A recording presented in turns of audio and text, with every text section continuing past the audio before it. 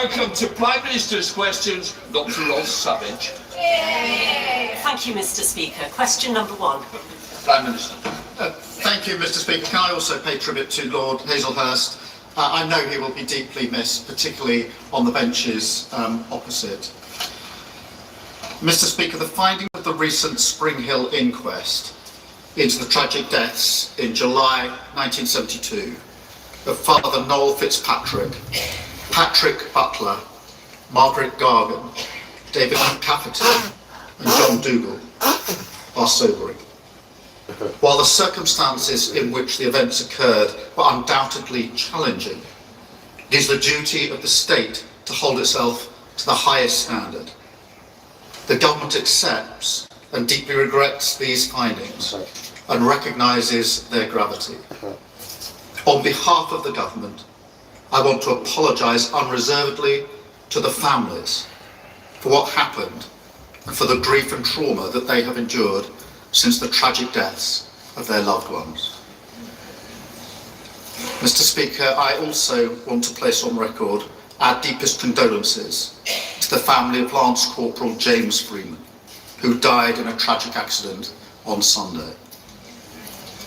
Mr. Speaker, I'm also aware of a Royal Navy helicopter crash this morning in Devon. This will be a deeply worrying time for the families, and more information will be set out as soon as possible. Mr. Speaker, Henry Novak's family have shown extraordinary dignity after their son's life was stolen in appalling circumstances. He was clearly a kind and thoughtful and much loved young man. There are serious questions to answer, including how accusations of racism informed police thinking. And we're supporting the IOPC to get to the bottom of what happened. Be quiet. But no matter the pain we feel, Be quiet. there is no justification for more violence and disorder. The attacks directed towards police officers in Southampton last night were disgraceful and completely unacceptable. This is a time for serious work, not rage. And let me be clear, we will ensure anyone found engaging in disorder meets the full force of the law, What law? as we have done before. What law? The law that you can do Mr. as you Speaker, will. this morning I had meetings ministerial. It doesn't make sense because the law says you could do as you will. It's the whole law to do whatever you want. So you're just contradicting yourself again, idiot. Colleagues and others, in addition to my duties in this House, I shall have further such meetings later today. Dr. Ross Savage. Thank you, Mr. Speaker, and I would like to echo the sympathies expressed by the Prime Minister for those families recently. You're just a bag of words, you stop. You're just a bag of words. I'd like to echo my condolences to them. You're just a bag of, listen, Rasta, you're just an echo of rubbish, nonsense, foolishness, week in, week out. Bereaved, particularly the family of Henry Novak. Corruption appears to be endemic in donations to British political parties. We've had years... Are you hearing that? Are you hearing that? You have to put a law in for those who are in public office to tell the truth. Let me say that again. You have to put a law in for those who are in public office to tell the truth. Now, those who are in public office, listen to the word, public, they deal with the public. You have to put a law in for those who are meant to be qualified to deal with the public to tell the truth. They put this law in about 9 months ago. You think it's a joke, Rasta. It doesn't serve humanity. You haven't got the players to do it. None of them can do it. They're just too busy making sure they look pretty. The damn tram. Family of Henry Novak. You're a joke. Corruption appears to be endemic in donations to British political parties. You're damn right. We've had years of Conservative cronyism. Damn tram. We've had allegations of embezzlement in Scotland. We've had undisclosed donations from crypto billionaires and foreign oligarchs. We've even had freebies dished out to some of the honourable members sitting on the benches opposite. The government has already cracked down on some specific sources of donations that favour their political opponents, such as crypto. That is not honourable behaviour. Stop using the beautiful words, Hebrew words, and then chucking it on Romans and expecting honourable to be people like you. It's an insult to the word meaning honourable, right? You cannot carry these. Sensational words. They're too hard for you, these words. They're too hard for you to walk through. Way too hard. From crypto billionaires and foreign oligarchs. We've even had freebies dished out to some of the honourable... You're getting these qualities mixed up with having lots of money as well. You're getting them mixed up. That's like two dicks. You're getting them mixed up. Two dicks don't mix. So you're getting them mixed up. You're just on the back page, you foolish people. Members sitting on the benches opposite. The government has already cracked down on some specific sources of donations that favour their political opponents, such as crypto and foreign money. Will the Prime Minister now commit to restoring the faith of the British public in the integrity of our British democracy by putting a cap on all political donations? Can I thank her for her question? We will do whatever is necessary to protect our democracy from foreign influence and from dirty money. And that's why we commissioned the Rycroft review. We capped overseas donations and introduced a moratorium on crypto donations. And we're taking further action as set out in the King's speech. But the $5 million pound question still remains. Why is the leader of Reform dodging questions about his donations? And why did he keep it secret in the first place? Thank you, Mr. Speaker.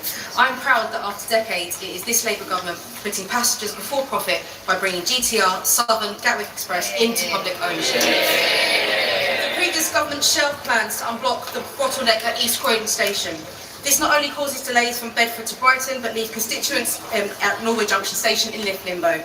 So will the Prime Minister look again at the Croydon Area Modelling Scheme, back my campaign to unblock the Croydon bottleneck, and does he agree with me that by bringing our railways back into public hands, it is this government that is getting us back on track?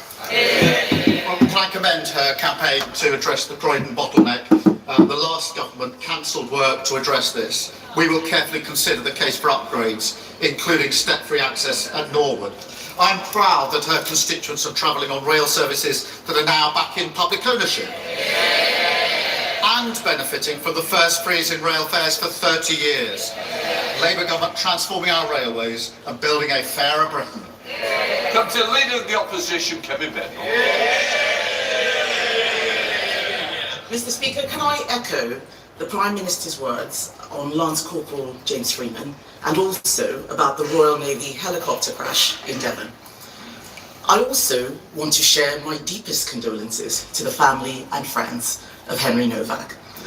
The circumstances around Henry's wrongful arrest and tragic murder must be a wake-up call to the entire country and our institutions that every life matters, and it is the responsibility of everyone in this House to bring people together, not divide them. Mr. Speaker, with your permission, I would also like to take this opportunity to pay tribute to Sir Alan Hazelhurst, Lord Hazelhurst, who died on Monday. Sir Alan served Parliament for over 50 years, 8 of them in the Lords, 40 years as my predecessor as MP for Saffron Walden.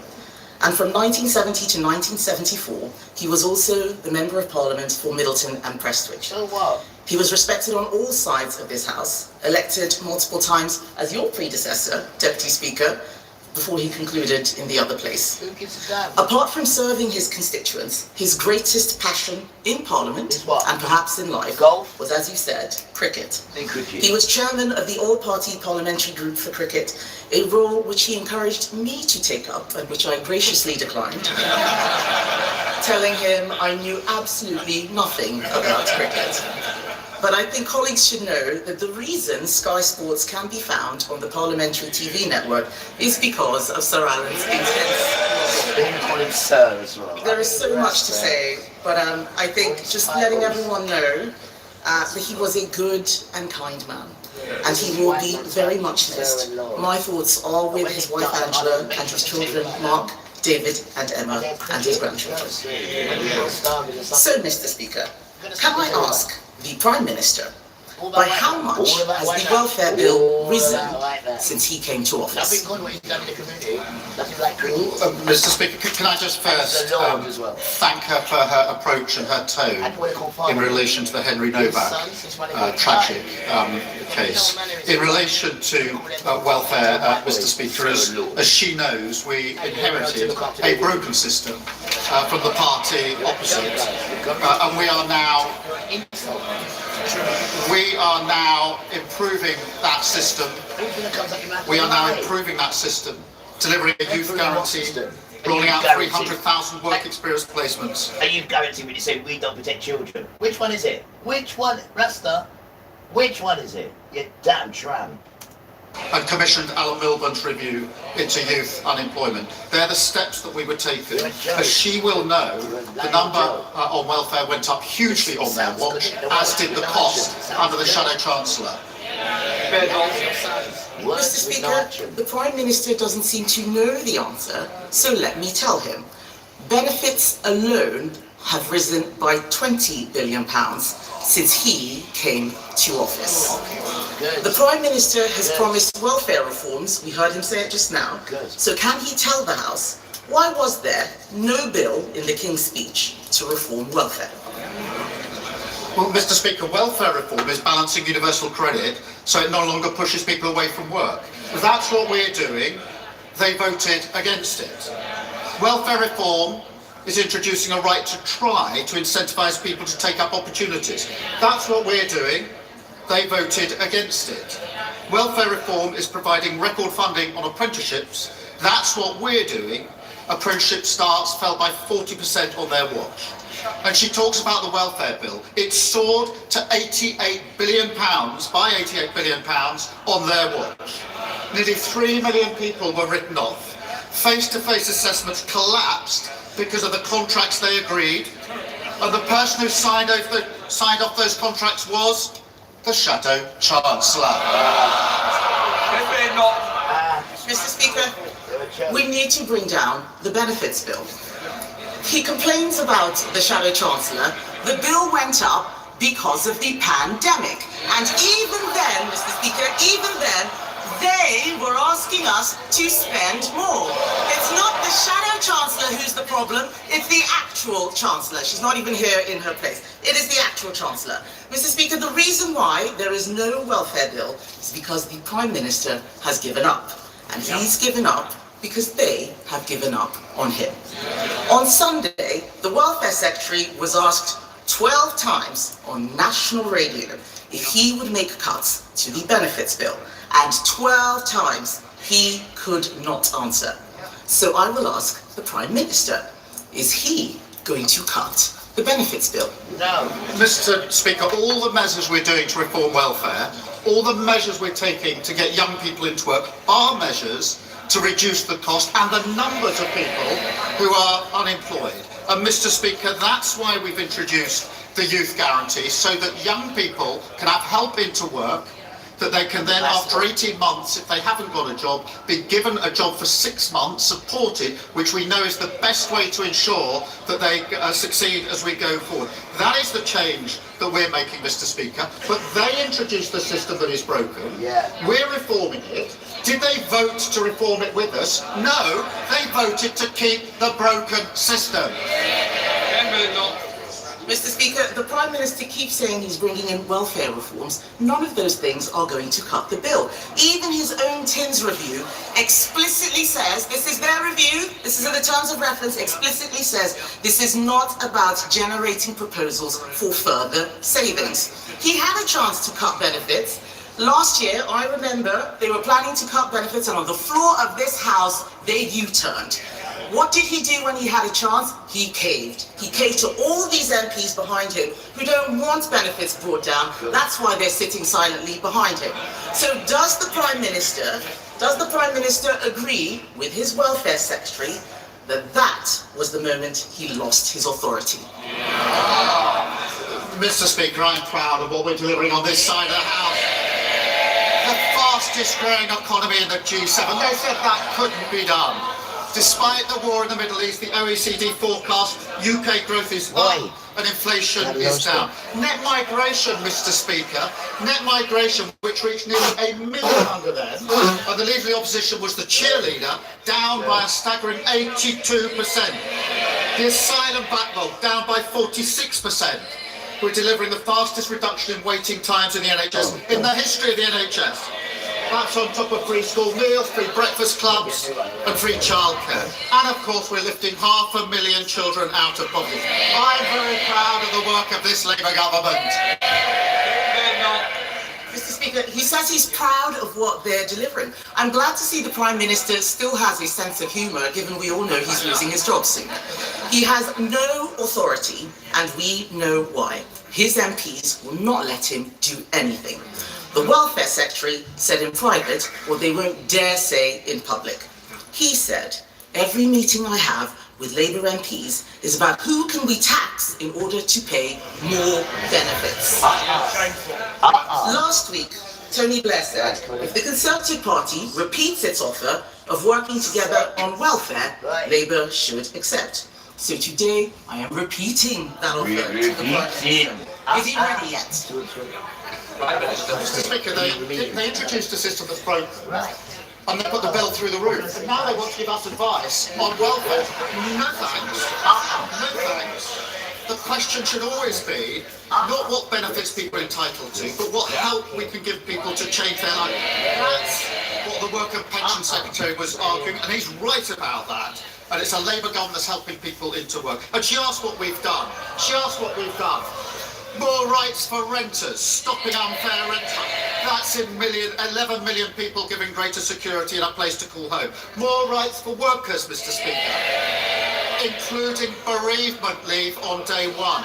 Ask anyone who's lost someone and they'll tell you just how important it is to have bereavement leave and lifting 500,000 children out of poverty. We often say in this house that every child should go as far as their talent or ability will take them. It does not happen if they're growing up in poverty. And the party opposite have fought us every turn. I'm proud of what we're delivering. There's much more to do. Mr. Speaker, the truth is, unemployment has risen every single month since they came into office. You can listen to their cheers get weaker and thinner with every passing moment. The fact is, despite his huge majority, the Prime Minister doesn't have the votes to reform welfare. There is a solution, a Conservative solution. Benefits bill down. Mr. Speaker, they're all cheering now. I don't know why they're supporting him. He is more than happy to release all their text messages while all of his has disappeared. Disappearing messages from a disappearing PM. There is a Conservative solution, benefits bill down, taxes down, growth up. Everyone in this house knows that he is just a caretaker, keeping the seat warm, the Mayor of Manchester. But it doesn't matter who's in charge. Labour MPs will keep asking who can they tax to pay more benefits. It is in their DNA. Isn't it the truth, Mr. Speaker, that the problem isn't this passive Prime Minister? The problem is the Labour Party. Forgive me if I don't take too much notice of the opposition. For 14 years, they broke our welfare system, lost control of our borders, presided over the biggest fall in living standards on record, broke the economy, prisons, the NHS, I could go on and on. No wonder she and they are totally irrelevant. The change delivered by this Labour government, the biggest upgrade in workers' rights in a generation, delivered. Renters' Rights Act, delivered. Record funding for our NHS, delivered. The fastest growing economy in the G7, delivered. Lifting 500,000 children out of poverty, delivered. We're going to fight even harder for working people, a stronger and a fairer Britain. Mr. Speaker, 97 homes in Coast Norton have been evacuated due to ground movement. That's hundreds of people enduring severe emotional and financial distress. This is absolutely life-changing. The MRA are now conducting an 8-week investigation into who will ultimately be held responsible. In the meantime, my constituents are looking to the UK government for help. Will the Prime Minister commit to working with the Scottish Government and Clackmannanshire Council to ensure that affected residents receive whatever support they need for a speedy and fair resolution? Can I thank my honourable friend, and I do know how difficult it is for residents who are not in their homes, and can I reassure him and them that the MRA are carrying out daily investigations to get answers as swiftly as possible. We're also working with the council to provide support for residents. I can confirm the Energy Minister is in touch with MSPs. I will ensure that both my honourable friend and his constituents are kept updated on the next steps. Leader of the Liberal Democrats. Thank you, Mr. Speaker. And can I associate myself with your remarks about Lord Alan Hazelhurst and confirm to the Leader of the Opposition he will be missed on all sides? Can I associate myself with the Prime Minister's remarks about Lance Corporal James Freeman, who was killed in Iraq? Our thoughts are with the family and the unit. And can I also offer our thoughts and prayers to the family and friends of the 17 people who tragically drowned during the recent heatwave, many of them children. Mr. Speaker, the murder of Henry Novak was an evil crime made much worse by the lies of the killer and the police response. The investigation must uncover all things that went wrong, and all police forces must act on its conclusions. Outside court, Henry's father made a powerful plea that his son's murder should not be used to create further division, but should be used to treat knife crime as a national emergency. Does the Prime Minister agree that the victims of knife crime and their families deserve a politics where we come together to solve these problems and not use them as a political football?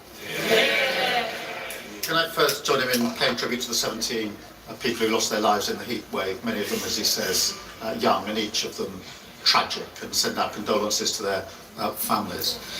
In relation to the case of Henry Novak, can I thank him for the approach that he has taken in this as well. It is important in a case like this, which is so tragic, and anybody who's seen the footage will have been deeply moved by it. It is important that we reflect on our own leadership roles here as political leaders. And it is our duty to bring people together at a time like this, not seek to divide people. It is particularly our duty to listen to what the devastated family are asking of us as political leaders. You need to move out the way and let other people come in. You are the cause, though. We don't like you at all. You are the cause.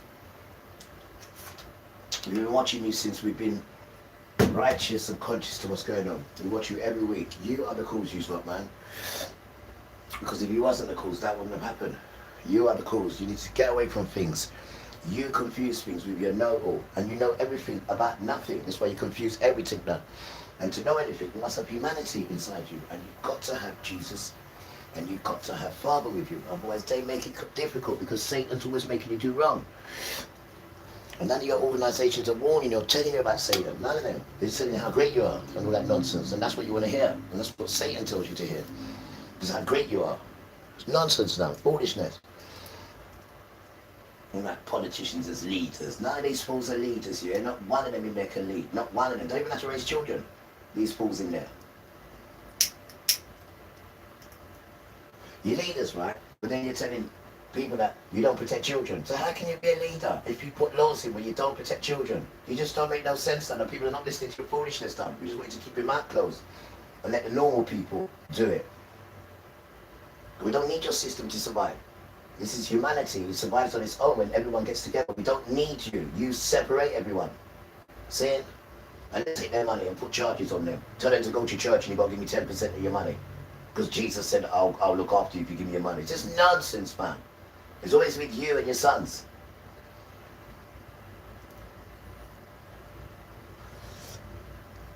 Right? No one ain't listening to your sons. Me tell you that. There's nothing to listen to apart from nonsense now.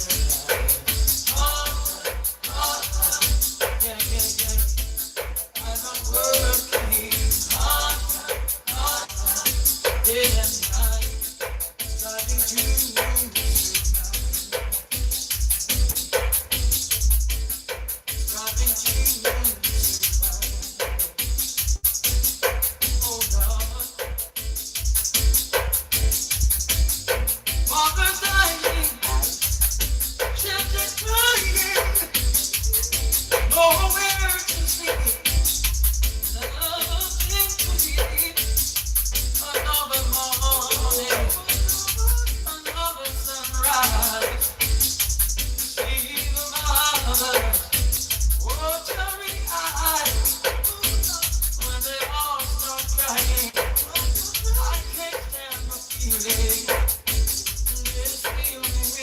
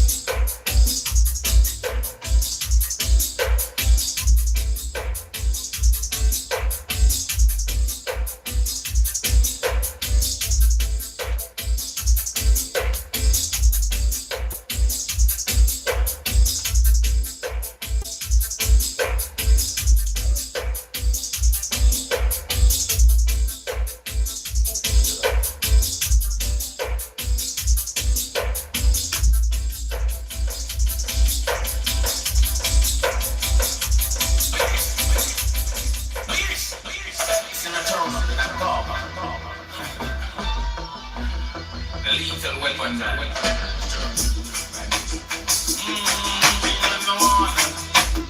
Man, who no listen to the gun. Original them go on. Me tell them say no little boy. I'm about to know that them can't control me. What kind of book them I to use? See I made. They go pretend and they change. You're not the whole me. I'm missing what they call a holy solo. Yeah, was that home? They get your brain. And nobody never used to call me names. Remember when I was at home? They get your brain. And nobody never used to call me names. Then they tell me take up the much to move up the out. Election, rejection, and come back again. Them say all of the money man burn out to drain. And now me carry on the money gone down in vain. I was at home, they get your brain. And nobody never used to call me names. That's why me ask them. I put them out, they know that they can't control me. What kind of work them I use? See time they go pitching and they change, cannot hold me. I me say what they call a holy solo. Me I'm not a dog. No me can't name. We no follow them and them who you got name. Please. It's the return of the damn dog. The lethal weapon man.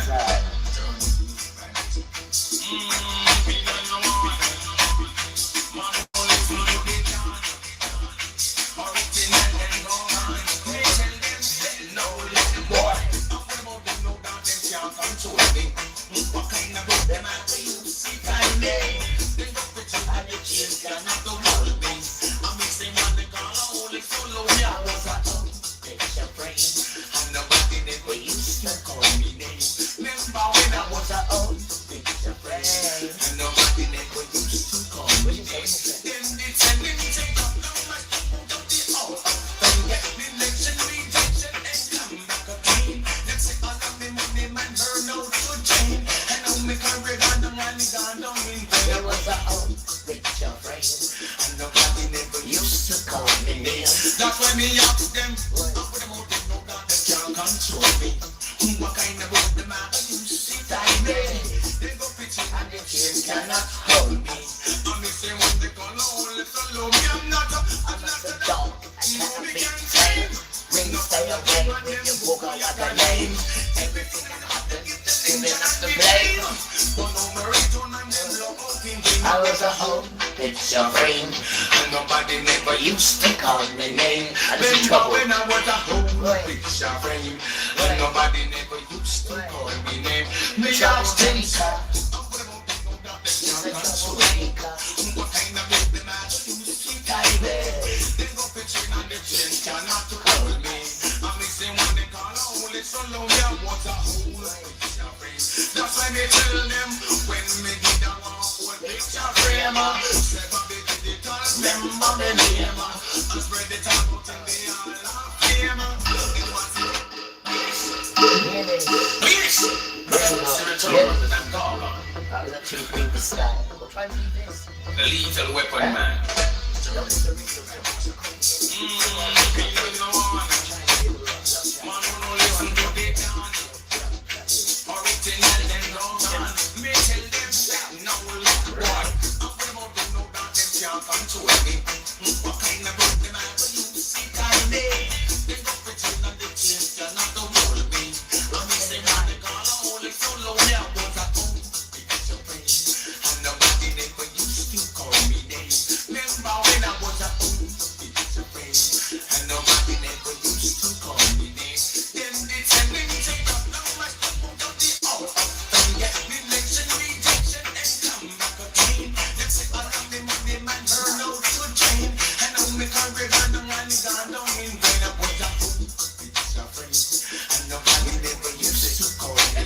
That's why me ask them. I put them out, they know that they can't control me.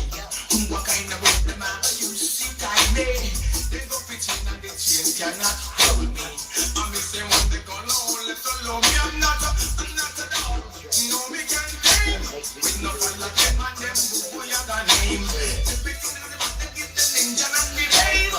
But no marathon and them blow out thinking I was a home. It's your frame. And nobody never used to call me name. Remember when I was a whole picture frame. And nobody never used to call me me name. Me ask them, say, I'm gonna mount them, no doubt them can't control me. What kind of move them out? You see, way. They go fetching on the chest, cannot to hold me.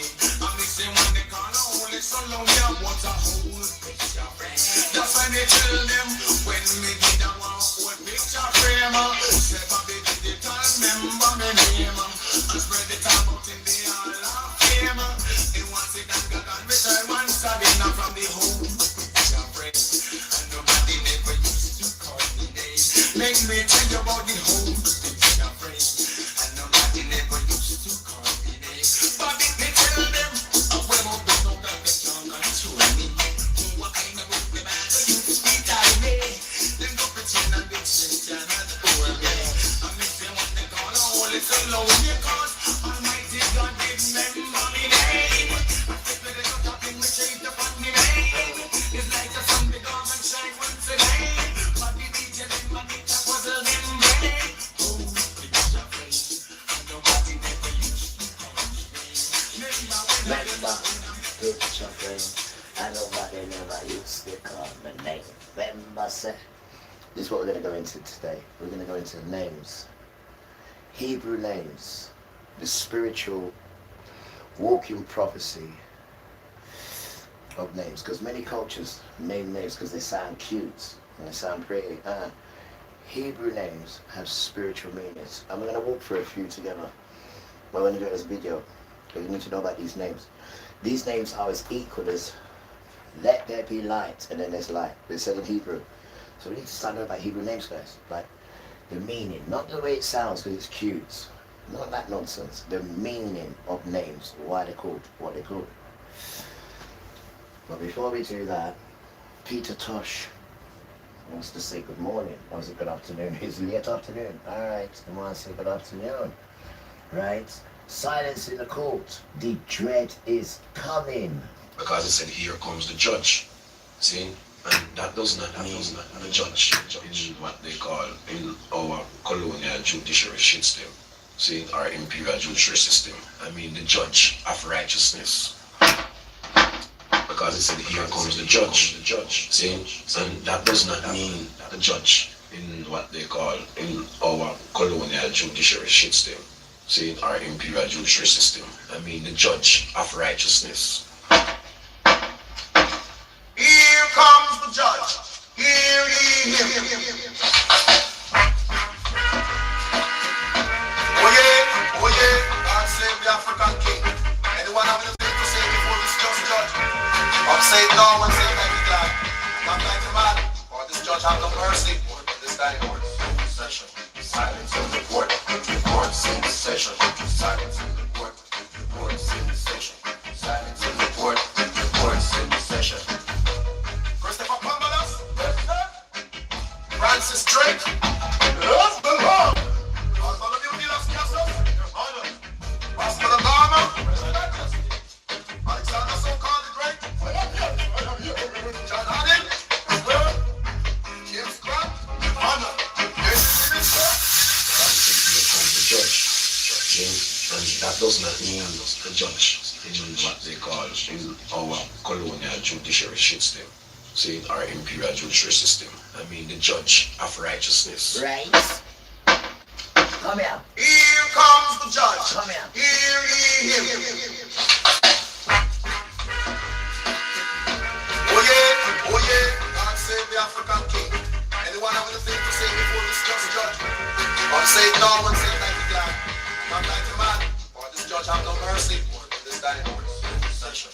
Silence in the court. The court's in session. Silence in the court. The court's in session. Silence in the court. The court's in session. Christopher Cumberland. Yes, sir. Francis Drake. Yes, the Lord. Bartholomew Milas Castle. Honor.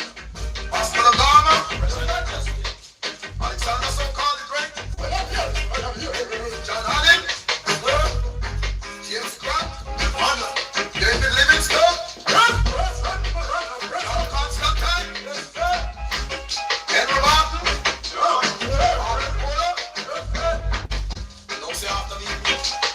I solemnly swear that the evidence I shall give shall be the whole truth and nothing but the truth. So help me God. Silence in the court. The court's in session.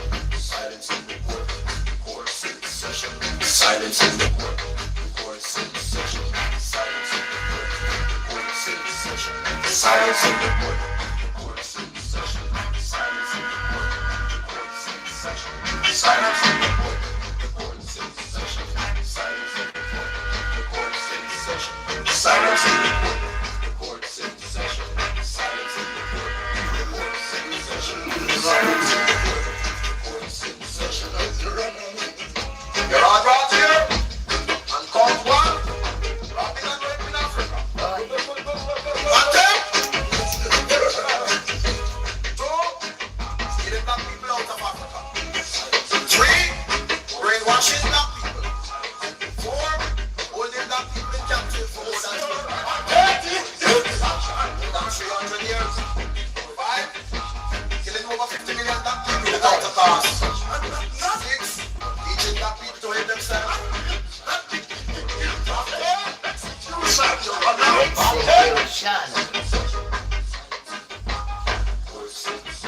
Silence in the court. If any of you have anything to say before this execution, say it quick, say it loud. This judge is getting impatient. Don't take. No one else say. If any of you are all this, each of you must be hung by the tongue. No, we will push. No appeal will be accepted. Silence in the court. The court's in session. Silence in the court. The court's in session. Silence in the court. The court's in session. Court adjourned. Court adjourned. Good afternoon, welcome, and hi guys. How are you doing? I hope you're all good. In the musical and Hebrew neighborhood, what's today's date? Today's date is Wednesday. I think glasses. Wednesday, the 3rd of June. That's his day, 2026. Kiss, kiss, kiss. Now, we all know that this is a Bible ministry. DNA is Hebrew. What's that? Anybody know? Is Hebrew, right? So we're going to talk about Hebrew words because you know people name their beautiful children with cute names, and that's cute. Sounds cute. Like Hebrew names, and they're not cute. They're eloquent, but apart from the eloquent, they have spiritual walking meanings. The name. So any Hebrew name, go and find out the spiritual walking meaning. We have a few, and we've put them on the screen as well. Because this is where we're going all back to Hebrew. Remember, you are Hebrew as well. This is I don't believe. Oh, we gotta go back there again quickly. All right, 3 sons. You and son Jeffrey. Remember the lion in there. You know, all the sperm was in the lion. Now, when you committed your sin, you had all the lion in there. So all that lion is cursed with the complexion. But when you go back to the beginning, we're all, there's the word, Hebrews. We're all Hebrews. So when Father said, let there be light, bam, there was light. The spiritual meaning, you see the spiritual walking. It was said in Hebrew, though, it wasn't said in English. Hebrew, so we're going back to the beginning, so we're trying to learn these words. So we just start off with basic ones first, right? And it says, all, don't forget, this is from the Bible, yes, but this is not actually the Bible, but this is from the Bible. But these are Bible words, and this is where you get your power from, when you use the right words. Because they understand the words, because it was built on that. It's only these naughty sons changed it to this English. Everywhere you go, you speak English. It should be Hebrew, not speak it. We all speak it. But then Father had to change the tongues, right? Because they wanted to build a tower to go right up there. So he just put Babel on them and made them all speak Babel. And to this day, it's called the Tower of Babel. That's it. Anyway, we're getting off the track. Now, let's go back to schooling. Right. Hebrew, let's try again. Now, all. I just like to say dedication to my mum. My mum's spirit is coming in. You know, as I said, Mama, not Sandra. Weird. You know, I'm still in my 50s and I'm still disciplined to the parent. Let's go again now. All Hebrew namings contains spiritual walking prophecies. Just stop it. Right? All Hebrew name means contain spiritual walking prophecies. So we have a few examples like Yeshua, Emmanuel, where it's got the equals, that means. So Yeshua, Emmanuel, it means Elohim is with you. So that means Yahuwah is with you when you're with Elohim. You see there? So it's not like Jesus is God. That's just nonsense, because they don't want you to know about Father. So it tells you here, Emmanuel, which is his name, right? It means his Father, Elohim, is with you. That's the meaning of it. Now, Ham Mashiach, it means the Messiah or the Christ. Ben in Hebrew means Hebrew son. Bat in Hebrew means Hebrew data. Messengers in Hebrew means angels. Nava in Hebrew means a prophet. Ruha, we all know that one because we've been talking about it on regular, means spirit. Now, Ruha Kodesh, different thing now. Ruha Kodesh equals Yahuwah's life given breath. Yahuwah's life given breath. Holy. That Ruach Kodesh inside you is Yahuwah's life given to us, and it's holy. Torah equals laws and teachings. Torah equals law and teaching. Can't do anything without Torah, because that is the law and it teaches you. Shalom. Shalom, brother. Shalom, sister. That means peace. Shalom to you. I'll see you later. Yeah, shalom. Later on. Shalom. That means peace.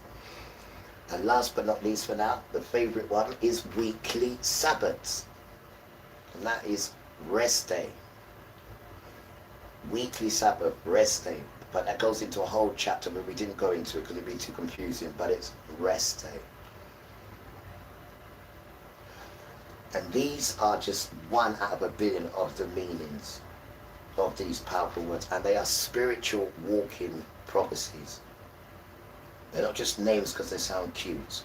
And these are names, if we are all coming back home, these are names that we're going to have to get used to. And then when they give you your name will have power. And then you have to walk in that name, because that name has power. So they've given you that name. So now they want you to walk in that name. And then they will show you other prophets who've had that name and who've walked in that name. Everything is the name. The spiritual power is in the name, guys. So we just thought we'd just clear it up, because, you know, we're talking about Jesus, we're talking about God, we're talking about all this. No, we need to talk about the foundation, which is Hebrew. Remember, when Pharaoh's daughter was washing, right, and he gave the command, right, to kill them all, kill all the children, kill all the sons. When she's washing in the fountain, and she washes to the left, but when she goes to the right, she even skips a beat in her breath and goes, she didn't say Jewish, you two lie. She went, Hebrew, baby. That's what she said. She didn't say Jewish or Christian. She said, Hebrew, baby. So we're all asking questions now, aren't we? Who is Hebrew? You're done right. Then you're on the right track. Because you are also a Hebrew. But they just come with this mixing up nonsense to make themselves stand short in this nonsense, which cripples everything that Hebrew and humanity stands for. They are the opposite, as you can see. So we're going back to basics then, and the basics is all Hebrew namings contain spiritual walking prophecies. And it all starts off with Yeshua, Emmanuel, which equals Elohim is with you. So not only do you get to be with Jesus, you also get Father in you as well. And then when you've got your parents, which Father's in your parents as well, you've got so much protection spiritually. So we're teaching you it, beautiful children. Because I know you want it. You don't like you want it. You keep looking at me thinking, what has he got? He's had his 3 Weetabix. He's even had his 4 shredded wheat. And that's still not enough. He's still going. You're damn right. Why is he still going? Because of this, guys. Right? It's not the shredded wheat on the wheat to be said. It's what's inside here. It's what's in here. That's the ending. Not even Duracell, right, can do what's in here. I'm not joking, guys. Anyway, remember, the gift of Yahuwah and Yeshua, right, is eternal life and good behavior, right? And the gift of Yahuwah, and good behavior is eternal life. It's so simple, right? And don't forget, look after each other. Sorry, you got that one wrong. Look after each other. Look after yourselves. Don't forget your elders. Don't forget to show manners and respect to your elders. Because we're coming back now. We're going back. We're learning all that foolishness and putting it away. We're trying something different now. It's the right way, right? Where we can be told something and learn from it to better our walk. Our walk we're trying to better, to please the good spirit so they can bless us, cover us, and bring them with us. Because no organization, no church, or no man can do this thing, because it's them they're coming for, right? So we need to come for you, infant children especially, right? And I told you already, from you cry out, not with you, we're talking to you on your own, little child, from you cry out, they know you don't know it well, but all you do is cry out to the spirits, to Jesus, cry out to them like a little child, and they'll get soft. They'll get soft and they'll just come to you. Give yourself to them. Don't ask no one else to show you how to do it. You go on your little hands and knees and you do it yourself as a little child. And they will come to you. Just try to use the Hebrew names, child. Try to use the Hebrew names. Use Emmanuel. That is an easy name for you to remember. Use that name. He answers to that name. That name says, Elohim is with you. So don't concentrate on Yeshua and all that. Use Emmanuel. Use that name. You must remember that name. You can address him by that name. Me tell you that as the grandson. And I wouldn't lie to you. Beautiful children. Anyway, listen. On the next video, because I'm going to make a few videos today, because they keep me off TikTok. I'm so glad as well, because we don't do. If you're not dealing with the truth, then you're right. Take me away from it, because we're not into. You can't say this. You relax, because I'm not controlled by you. I'm controlled by Yahuwah and truth and goodness and this ruler. So if you cannot handle it, doesn't make sense me being in your platform, because I've been doing this before your platform decided to be a damn platform. You're down trying. Anyway, guys, you take care. I'll wait to listen to a tune though before I sign out. Yeah, coming up here, right? And silence in the court. Why? The dread is coming. Because it said, here comes the judge. Right. Because it said, here comes the judge. See? And that does not mean the judge in what they call in our colonial judiciary system. See? Our imperial judiciary system. I mean the judge of righteousness. Because it said, here comes the judge. See? And that does not mean the judge in what they call in our colonial judiciary system. The shit stem. See, our imperial judiciary system. The shit I stem. mean the judge of righteousness. Here comes the judge. Here comes the judge. Hear ye him.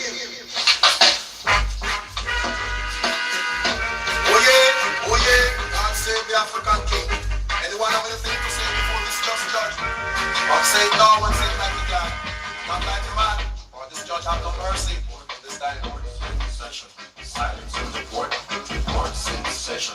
Silence in the court. Court's in session. Silence in the court. Court's in session. Christopher Columbus.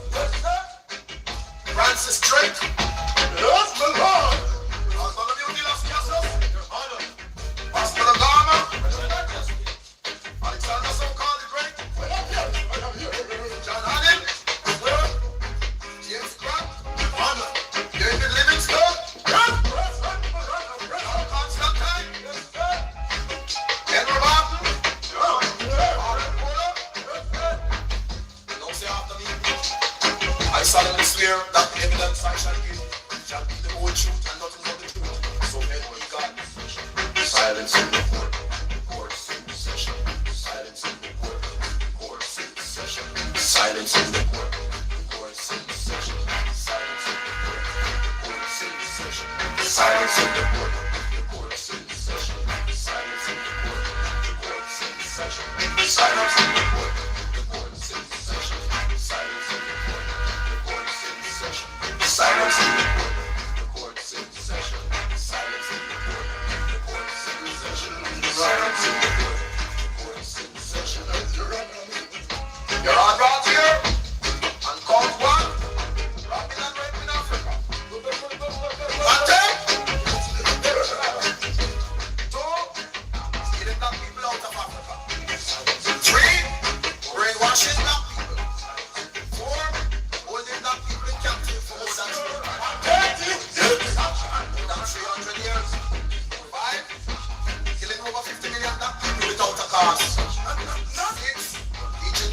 when them say,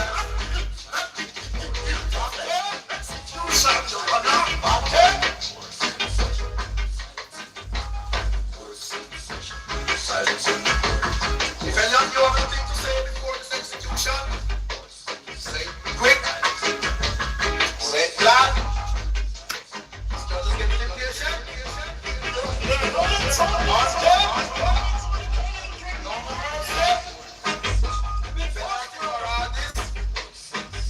You must be on by the tongue. But you know we've been forced. Healing accepted. Silence in the court. The court's in session. Silence in the court. The court's in session. Silence in the court. The court's in session. Silence in the court. The court's in session. May Yahuwah bless all you beautiful children. And remember, it's not just open, right, for Israelites. It says non-Israelites as well. In fact, it says both Israel and non-Israelites. So remember, we all need to bring each other together. Not I'm better than you, now get shush, man. Go away with that. Right? We're all lost children and we're all bringing each other together. And that's what we're going to do. Right? And we are the generation of doing it. We are the children and the infant children. It's us to do it, and we're going to do it. And we're going to show our elders they got it wrong, but we're going to bring them in as well. That's what we're going to do, because we are the children. We love you. Don't forget, Yahuwah's the greatest, man. I mean, he's the greatest, and Jesus, they're the greatest. And I've got to give you this thing. Look what it says, look. God is great. Look at that. God is... I can't see what it says. God is... I made this when I was in prison, guys. God is... I can't see what it says. I can't see what it says. God is... I can't see it, guys. Yes, God is a... I can't see it. But anyway, guys, I'm going to stop this now, and I'm going to put this on there so it'll be on the screen, so we can just remember these words. And teach yourself Hebrew words, because it's Hebrew that carries through, and we're going to all be learning Hebrew soon. Not from these other... Learn it yourself. Not from modern Israel. Right, because there's Shem, S-H-E-M, and there's Shim, S-E-M. That's who they are. You know, you don't want to learn nothing from them. Why? Because when you go to Malachi 1:2, it says, Esau I have hated, and I'm going to make where you live fit enough for the jackals, your inheritance, where the desert is. That's what it says. Malachi, chapter 1, verse 2. Read it, guys. Anyway, see ya. Love. Love.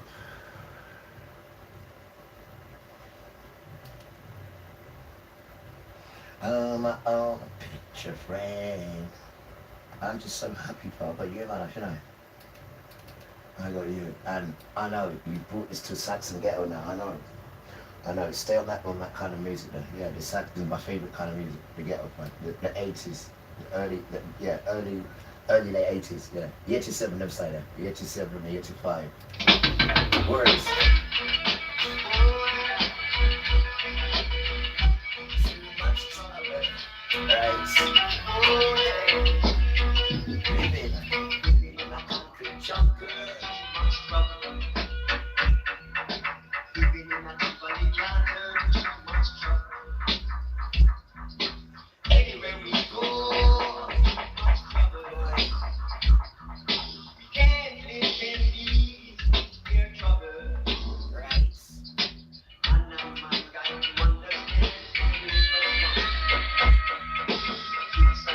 Actually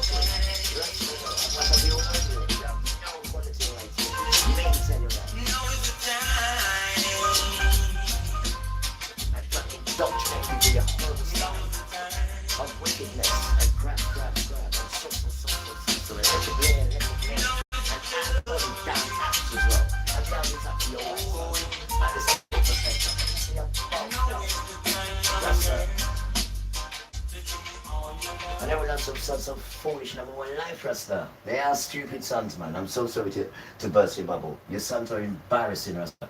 You mean to tell me, say, you pull that out of your warm vagina? That is what you pull out of your warm room? That? Rasta.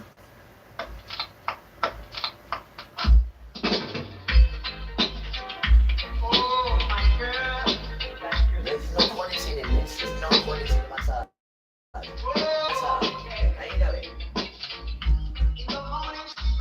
Troublemaker. That's why he's a trouble. Since the disco and the pro, he's been a troublemaker. He gets in, right? Then stop. Bully woman. I love that girl so well. Right. We know your story, though. I have a secret shot, remember? What about the freckles? What about your ring? What about Mr. Spit on your paper? And use that as cream. Wipe your face and say it's so. Right? And his wing. Right? Give you baby lotion. When she Rasta. I love it. Yeah, nowadays, man, these creatures, me too. And I know the way I move it. I love that girl everywhere. Only Cha-Cha knows. Even Margaret Thatcher, look Thatcher, stop touching that girl. 70s, we'll give it a break time, but we love it, especially with the cream at the top. And she stopped Margaret Thatcher, the milk snatcher.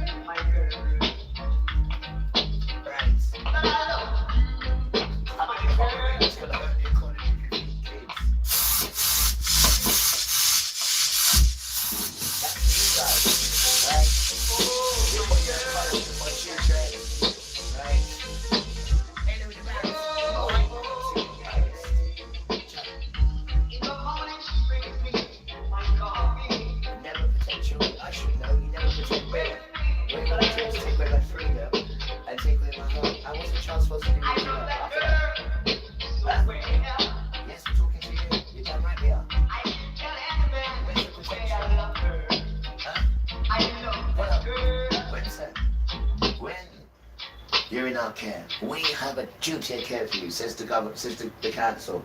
You're still robbing my TV. Is that your duty of care? Is that what you call duty of care?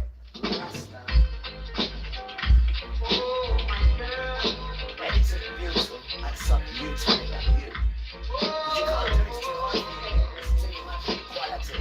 You can't work equality. It's too hard for you. And to maintain it as well. Too hard.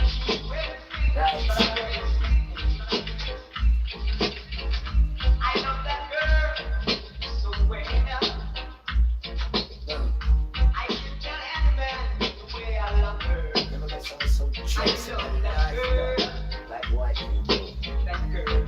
Very dangerous stuff. I love that Get you killed in the jealousy, in the envy, they get killed and stuff. Right? They wouldn't stop till they stop you.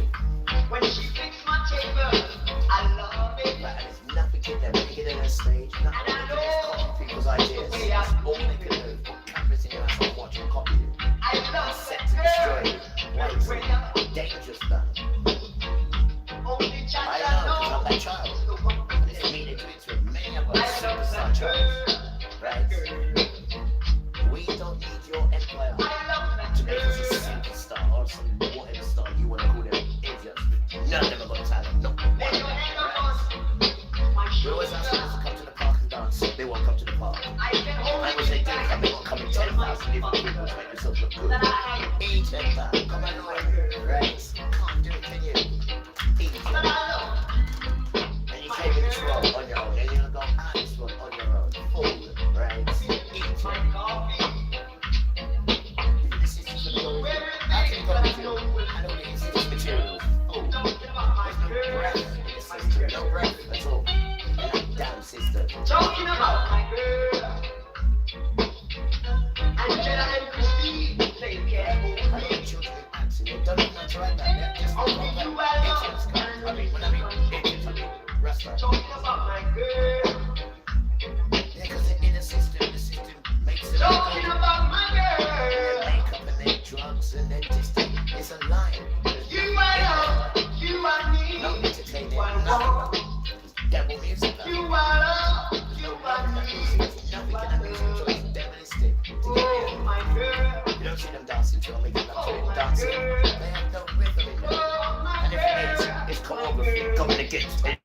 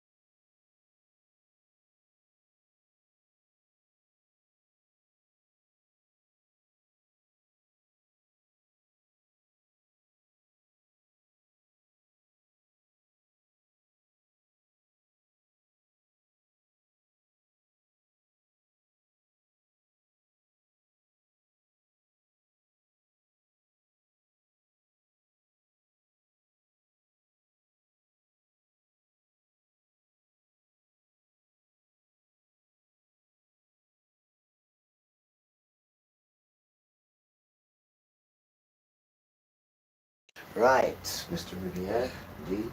Hello. Where was we going now? Let's go back to these foolish fools. And can I thank all of those that have acted in that way? because I think that's the right way to respond. I just seen it. Hi guys, just seen it. Yo, yo, yo, how we doing? How we doing? The crew, the original crew. These guys in the purple have been with me since they done. I just seen it, guys. How you doing? Everything nice? Everything nice. We're just doing Hebrew words today. That's what he's doing. I'm gonna go and push them over, and you should get it soon on the platform. I've done a video as it goes as well about Hebrew words. So you guys should get it very soon. He's doctoring out now. It's a head, David. Hebrew. Can I thank the We're all Prime Minister Hebrew. for Got completely I've got- agreeing oh, with him don't and say that we stand ready to work with the government on serious policies to tackle knife crime. Knife crime. Mr. Only Speaker, now, with our just 'cause armed someone else got forces stabbed. And it's overstretched, a white boy. Labour It's not now that. seems to Stop be it, investing in a new weapon of war, the long-form essay.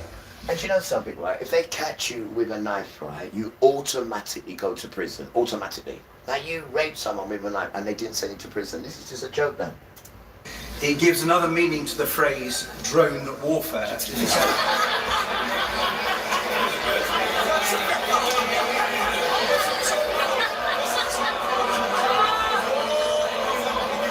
Tony Blair says the UK should suck up to Donald Trump, Why? kowtow to US tech barons, Yeah, right. and go slow on What? Europe. Down with Bush, Tony Prime Blair. Minister That must be one. grateful for this rare endorsement of his agenda. Tony Blair was Blair African. also claims He was African as well. that the sensible people No good. aren't Stop radical, African from buying and the their own radical clothes. people aren't sensible. Yeah, no good. These Is the sons. Prime They're Minister no good, man. concerned that unless he Good. changes Raise course, them. They're not. he will be they're remembered for being wicked. neither radical These sons. nor sensible? Just scared of brown children. Well, I'd rather Re-rising. spoil what was quite a good gag. But remember, Father would never let us build anything with your stuff. Never at all. It's not your stuff, it's your stolen stuff. He would never let us do that. He'd tell us to take it, take the riches from them because they're yours, but never to build with their, that's why he says, yo, when we're rebuilding again, make sure no steps. We don't know looking at your nakedness. So he's not going to tell us these things. And we're not building. I'm going to be building. I'll be telling the guy who's building it, obviously. He'll be saying, my friend, you know what, in no steps. He'll be saying, really? Like, why? Don't worry about why. No steps. The Father says no steps. I don't need to explain to you why. I'm paying you and I build it with no steps. Weird. Mr. Speaker, I have to, I won't explain I'm to you. surprised he hasn't Yeah, done more them to... things are different, Dan. When Father says to do something, we don't question it, we just do it. Right? And when you quit, we say to be quiet, Dan. We're paying you money. Just do the thing, Dan. Don't question us, man. You're here to work. That's what you're here to do. We ask you to do something, we pay you fairly. Don't question us why we're doing it and whatnot. Just build the thing, Dan. Rasta. welcome the savings we're delivering for And that's Family how Fun they're Days doing out that. this summer. I really thought You're getting he ready. would That's be right. Yeah. delighted at the cheaper tickets for soft play. Gonna get their Jesus power back. country is united in its horror at the tragic death of Henry Novak. And would the Prime Minister once again join me in paying tribute to the courage of Henry's family in the face of this tragedy? And will he also join me in calling for the recognition of the serious mistakes made by the police, and that we must learn from those mistakes so that no family may face this tragedy again? I thank you for raising this really important case, and my thoughts are with Henry's family. I'm sure the thoughts of the whole house and the whole country. I have watched the body cam footage, as others will have done. I found it really hard. It was harrowing. And as a dad of a 17-year-old boy, I felt sick. I can only imagine And then these people around there how say, oh no, we devastated don't his sign family cards. are. It We is. don't sign cards. Why? Because they didn't think of it. Imagine a 94 at that time, you're a man who's been here 20 years at that time. And we're going around getting people, and old women are saying, oh no, we don't sign cards. Oh, we don't sign cards. Really? It's not for me, it's for a 94-year-old. This is what these people, but these people think they own round here. And because they didn't think of going round and signing a card, oh no, we don't sign. Why don't you? You're a grandmother. And he's a great granddad, so why wouldn't you sign a card? Why not? Just goes to show what kind of people these are. When you just do nice gestures like that, oh no, we don't sign cards. It's for a 94-year-old white man, just next door who you know. Oh no, we don't sign cards. When we see him, we'll say hello to him. Happy birthday. Wicked witch women around here. Wicked. Wicked. Absolutely. Extremely moving. Just because they didn't think of it. Henry's right. life has been You know how stolen. spiteful they are. Like his little family have children, they didn't get responded no with attention when they were young, which they didn't. incredible, And they've grown up with that immense wicked way. dignity And and carry that bravery. in adulthood. Now, there clearly are lessons, Mr. Speaker, that need to be learnt, serious questions that need to be Didn't get the love addressed. you needed. You didn't get it. Otherwise you wouldn't Not be able to least like this that. question about accusations of racism informed Racism, decision-making This in is some. how you built your empire. This is how you built your empire. Right, and look at these people at the front of the bench. They all look old and tired. Look at them. You can see. Look at the backs of them. They look old and weary and tired. Look at them. They absolutely do. Look, and that is them with makeup on. I freeze it, Father. Look. Look at that. Look at that. They all look like children of Satan. They all look particularly unhappy. Look at them. I've just paused it. Look at that picture. Look at it. Look how sad these people are. Look, man. You won't see it when I unrelease it. This is the front row bench. Look how sad they are. If you know how to read eyes, right? Because eyes is the mirror to the soul. Look at that. They're telling you they have had enough. Because the stuff they've got to do after that, drink blood, have sex with this, do that, it's worn them out. You can see it now. And good, serve your damn right. Right? Because when you was up, you wasn't like that. When it was up, now it's dead now, isn't it? And you're just sitting there just to sit it out. Look at it. It's a joke, and thank Father for that. You think we'll take any instructions from you, lot? Any? Good. I'm glad to see that picture, Father. It's a blessing, though. It's a blessing. Such cases. Henry's father said this: Hell, wicked children. "We do not want his death Wicked. to be used to create further division, hatred, Yeah, you like that, didn't or you? tension." That helps you if there's no fighting and people not being annoyed for your police mistakes. That helps you, doesn't it? You damn government. You're the one that's in the problem. You and your damn police got it wrong. Just because he had a turban on his head and said, I'm holy, and you took that over your own child on the floor, bleeding to death, and telling you, I've been stabbed.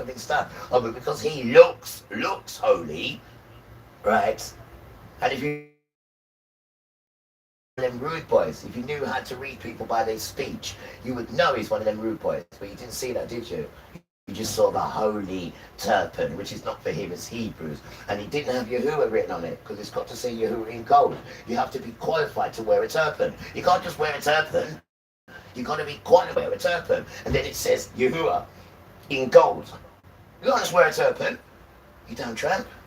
But this is what you've got to do. You mix up everything and just devalue everything and just give it to any of these stupid sons. Rasta, you're a joke, man. Keep away from sacredness. This is why it's coming to get you. This is why. Where is your emperor and where is your empress? You do princess, you do prince. You do king, you do queen, which you stole and saw us. So where's your emperor and where's your empress? You can't do that, can you? Right? But when you saw us, when he took from us, and you saw the king and queen, you thought, yeah. And when you saw the emperor and empress, you, oh, we do that. That will give it all away. I'm asking again, where is your emperor and where is your empress? Where? Well then, there's no monarch then. There's no monarch without an emperor and an empress. You damn fool. It's ridiculous, yes, sir. You're ridiculous, and you don't know you are. You're getting found out every week. You're an idiot. As a 17-year-old boy, I felt sick. I can only imagine Because you're trying to copy the how Hebrew on difficult against to us. it is. You looked at our history and saw who we are. We don't just start from Henry's life has been 1600. stolen. You know, go back from His family 1650 have or responded 14, see who we with are. Beyond 16, go incredible, back. immense dignity And you see who and we are. bravery. Now, there clearly are things, Mr. Speaker, that need to be learnt, serious questions that need to be addressed. Not least this question about accusations of racism informed decision-making in such cases.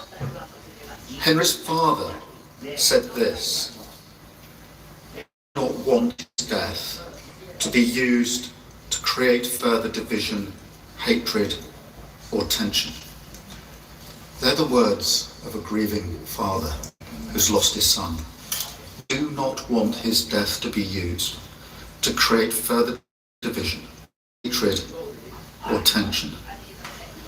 I think those words have resonated with people across the country. We must not allow this tragedy to be hijacked by anyone who seeks to divide us. Now, Nigel Farage. Thank you, Mr. Speaker. Following the horrendous circumstances of Henry Novak's death, can I urge the Prime Minister to consider this? It is to growing millions in this country that we're living under two-tier policing. The instructions that are given to police officers from police bosses are clear and written down. It says was treat ethnic groups in different ways. That, apart from the upset and the circumstances of his death, the anger that you saw spilling out in Southampton last night.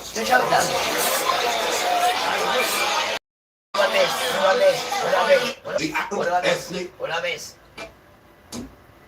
Take it back. What I missed? Or tension. I think those words resonated across the country. Listen, I've got something to tell you guys. We must not allow this tragedy to be hijacked by anyone who seeks. Before these guys do something to say, being called the Civil War, what's coming very soon now. And I know it seems good because you're frustrated, and yeah, just go out there. And yeah, no. It's a trap. It's a trap. Listen, we're all frustrated, right? Civil War's coming, right? Let me tell you something, yeah? You stay in your house. You hear me? You hear me? You stay in your house. It says be still. Be still means you stay in your house. They get you out there, they'll shoot you and kill you, right? This is that time we're in. You don't get involved in the civil. Yeah, just go out there and support this. No supporting nothing. You're supporting your Jesus and yourself. You're not into that nonsense no more, what they're trying to draw you out of, right? It's a choice, by the way, though. You stay in your house where the church is and where Jesus is. You stay in your house now. You don't go into that thing because that is violent now. They're looking to wipe out people now. You stay in your house, beautiful children. You hear me? Yes, T. I'm not joking, I'm serious, right? Don't let them pull you out there to any violence or any nonsense like that, because that will get you in trouble. This is not the time for that, right? Civil war is brewing now. Civil war. That soon come with the frustration, I need to get food, and you're fighting over food. Whoa. All engineered as well, by the way. All engineered. All ready to come at the right time. Just when they try to arrest me, to try and get me Nobel, and then chuck this in and chuck. All engineered. You know, set me up for all this time to have a warrant out for me, and then come right before the week when he's going to court. So if they'd have got that now, then I'd have lost everything. That was their trick. It didn't work, did it? Didn't work. Father let it go right to the end. Just pull the plug on it. Right to the end. And now it's coming for you. And now we're telling children, don't get involved in none of this nonsense that they're trying to lead you to. You just stay with your Jesus and your home and your family, yeah? Because you've gone back to being a child. And children don't get involved in them things. And the dog barks as well. Thank you. Children don't get involved in that. I'm staying over with my mum, staying at home. I'm more comfortable at home. Stay at home. Stay at home, Dan. Because these are wicked devil children, Dan. 99% of them are devil children, guys. Really good at disguise. Excellent at disguise. Minute, some say. Magnificently. Just stop it. Right? Shush, man. You need the wisdom from your parents, Dan. Mainly your grandparents. Mainly your grandparents. Not really the parents, because the parents are into this nonsense. Unless they're good parents. But your grandparents would never. Because mutton doesn't change into lamb. Never. I've never known a grandma or a grandpa. Mutton. No. Lamb. Yes. What, change into? No, never, ever, never changing spots. There's the leopard there. The grandma and the grandpa is the leopard there. Never do they change. You're damn right. So when you want advice, you go to them right now. They've got it now. They've had it all the time waiting for this season now. So they can now tell the infant children that need. And they're not going to lie to you. They don't tell lies, right? It's lamb enough. It's not mutton. It's not converted. Weird. You stay there. Nigel Farage. Thank you, Mr. Speaker. Following the horrendous circumstances of Henry Novak's death, can I urge the Prime Minister to consider this? Go on then. It is now clear to growing millions in this country that we're living under two-tier policing. The instructions that are given to police officers from police bosses are clear and written down in ink. It says you must treat different ethnic groups in different ways. That, apart from the upset and the anger at the circumstances of his death, the anger that you saw spilling out in Southampton last night.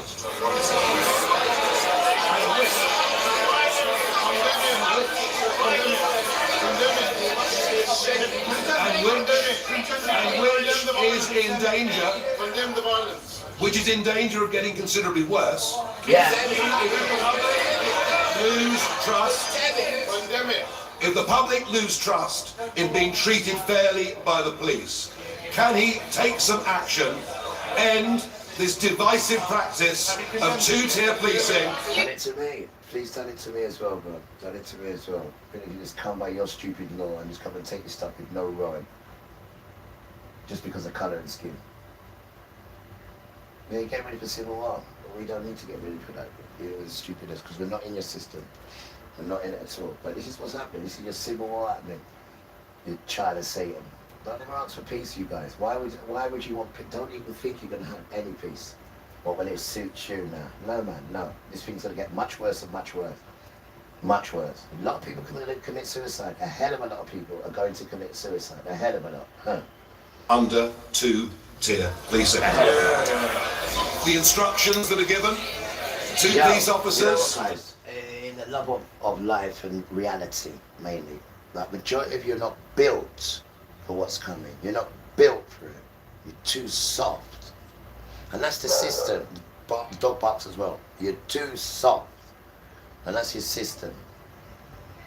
And your damn From sons. police bosses are clear and written down. As soon as they got a problem, It says but then you they must wanna run the treat world. different Damn sons. ethnic groups in different ways. That, apart from the upset and the anger at the circumstances of his death, the anger that you saw spilling out in Southampton last night. Right. You hear it? You hear it? You hear it? You mentioned two words and I'm going crazy. You hear it? Because this is where the dance is. And this is your sons. This is your sons. They're the cause of it. But your sons are the indoctrination of white supremacy. And that's what that system is. It's a white supremacy system. It says you must treat different ethnic groups in different ways. That, apart from the upset and the anger at the circumstances of his death, the anger that you saw spilling out in Southampton last night.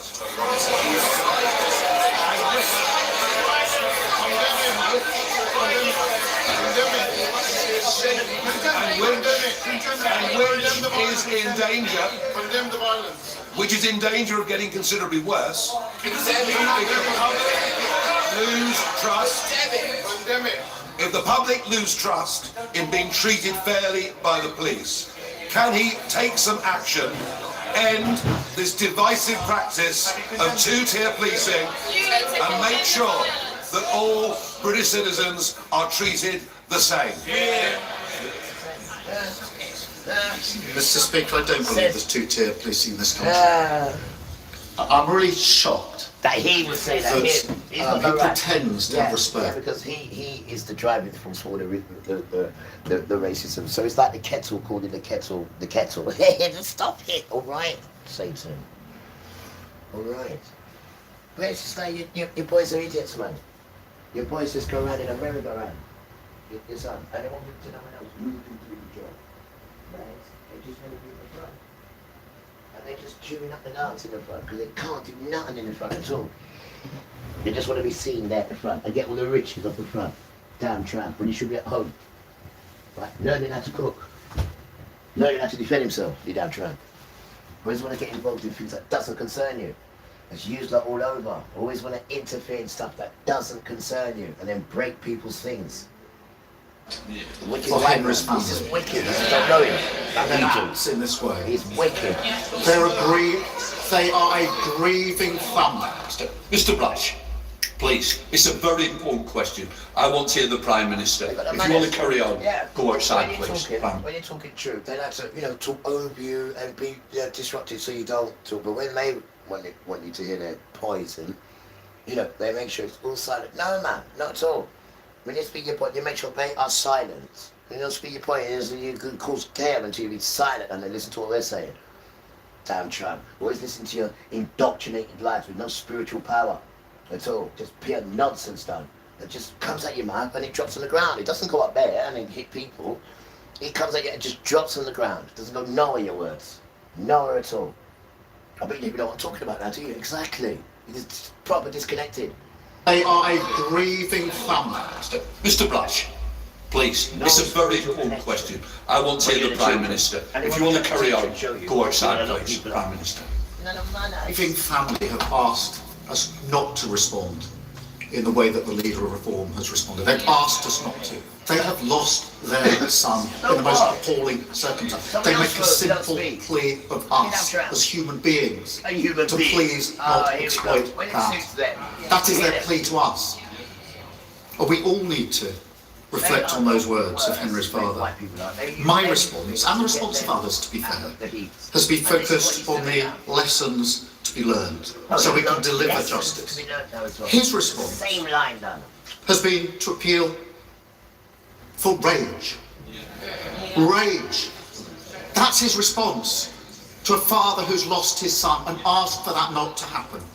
Exploiting this tragedy to create grievance and division would be wrong in any circumstances, but to do it when the family are expressly saying, please don't, is unforgivable. It shows exactly who he is.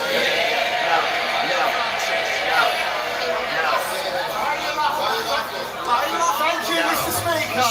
And I'd like to echo the comments that the Prime Minister just made. Absolutely. In August 2024, my constituent, Holly Woodcock, was found deceased in France, aged 20 years old.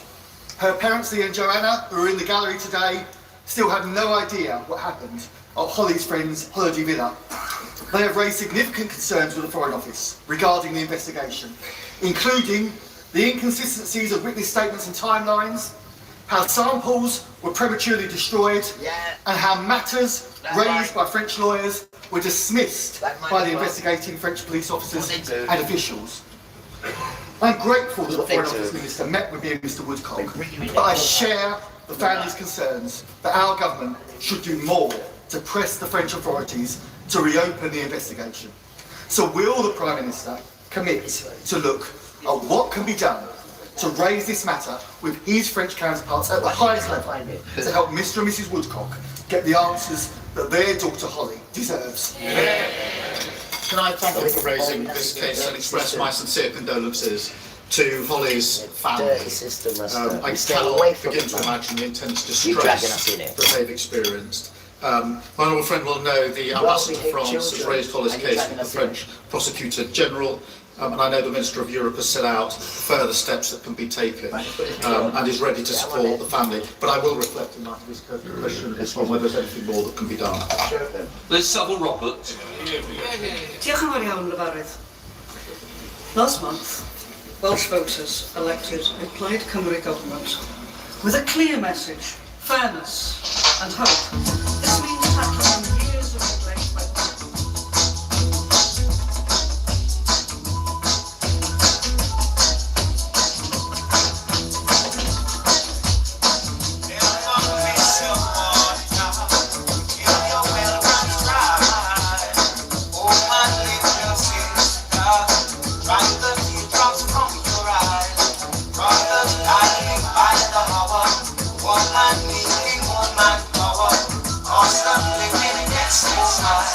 almost reaching to the sky. I can feel it haunting, but that's not no wonder that if the streets ain't right, all the mothers need my street, wonderful.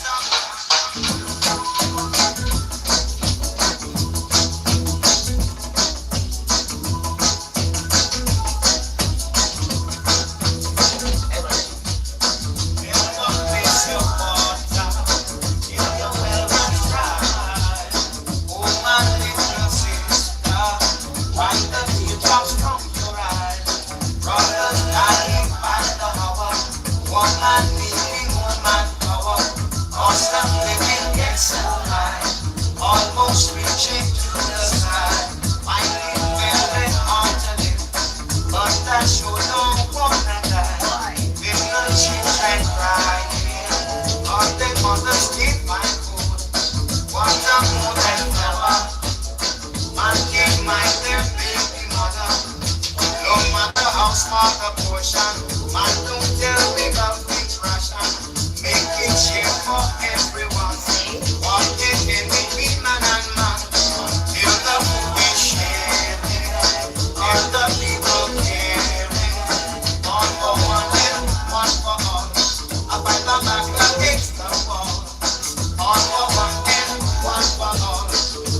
my back against the wall.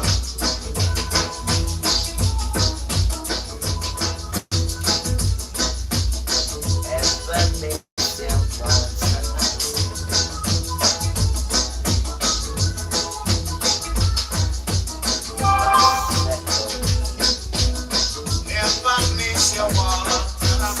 If you're welcome, oh my God, sister, right up in your right.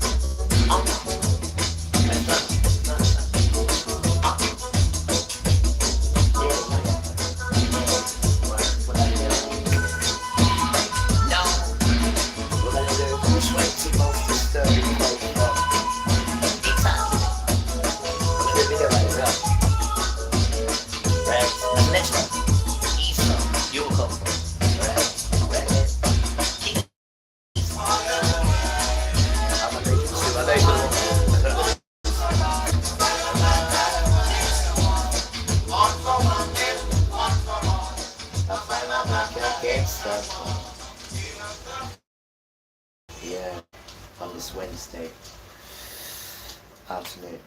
What did you get from Prime Minister's questions? Absolutely nothing, Father. Just the same old nonsense. Absolutely nothing. Trying to hide that, we don't want to talk about it because we want to let the parents, we don't give the parents time to be, just to get out of the failures that they've done. And then when next week comes, it's completely something different they talk about. Engineered wickedness, these sons. Don't want to talk about your failures, do you? Want to hide behind the family and say, we don't want to talk about it because of the family. But then the family was the ones who released the video and said, we want to release it because we want the public to know about it. So that clashes with what you're saying, isn't it? These damn sons. Don't want to speak about it because it highlights all their failures. That's what it does. And you're the one who introduced separating people with colorism. And then it's come out now that you come up with a law that you deal with people through their colour. You didn't know that until we kind of know. Reform mentioned it. You didn't know that. It's a joke, man. And that's what happened yesterday, or with that poor child. You judged him because he had a Sikh on, so that means he's got a Sikh, sorry, I do apologise, because he had a father's turban on. What the children wear, if they're ranked, and when someone else saw it, thought, he's ranked, he's holy, so this poor white child's got to be lying. And then once that happened, he turned against you. Because you're judging people by their appearance, by their colour, and if they're holy. You don't even know what holy is, because obviously he tricked you, didn't he? Because he wasn't holy, was he? But if you'd have listened to how he spoke, you would have told that he's one of them little wannabe rude boys. You're supposed to be people on the street, you're supposed to know about the street. You don't even know that he was an imposter. He could have told you just by the way he spoke and the way he was dressed. You could have seen that, but you can't see them things. Idiot. And they feed it for the people's parents then. And they're the ones who put it on the TV and said, no, show it all, show it all, show it all. And then now Parliament saying that the parents said, oh no, we don't need to talk about it. It's a lie just to cover up their nonsense. That's why Keir Starmer said that. These white boys, that's what they're like. Anything to cover up their mistakes. Anything. They shift blame. They don't admit to nothing. That is part of their makeup. Is to blame shift. Never admit to anything. This is who they are. This is who they are. Because they've stolen everything from everyone, so they don't think they have to answer to anyone because they've got everything. So who's going to bodyguard Mr. Bodyguard? There's nobody, is there? And you can't live in a system like that at all. Because then they start going for the children. And this is what you see, and then they start coming up with laws, telling you we don't protect kids, and all that nonsense there. And then they just go full bam for the children, the poor children.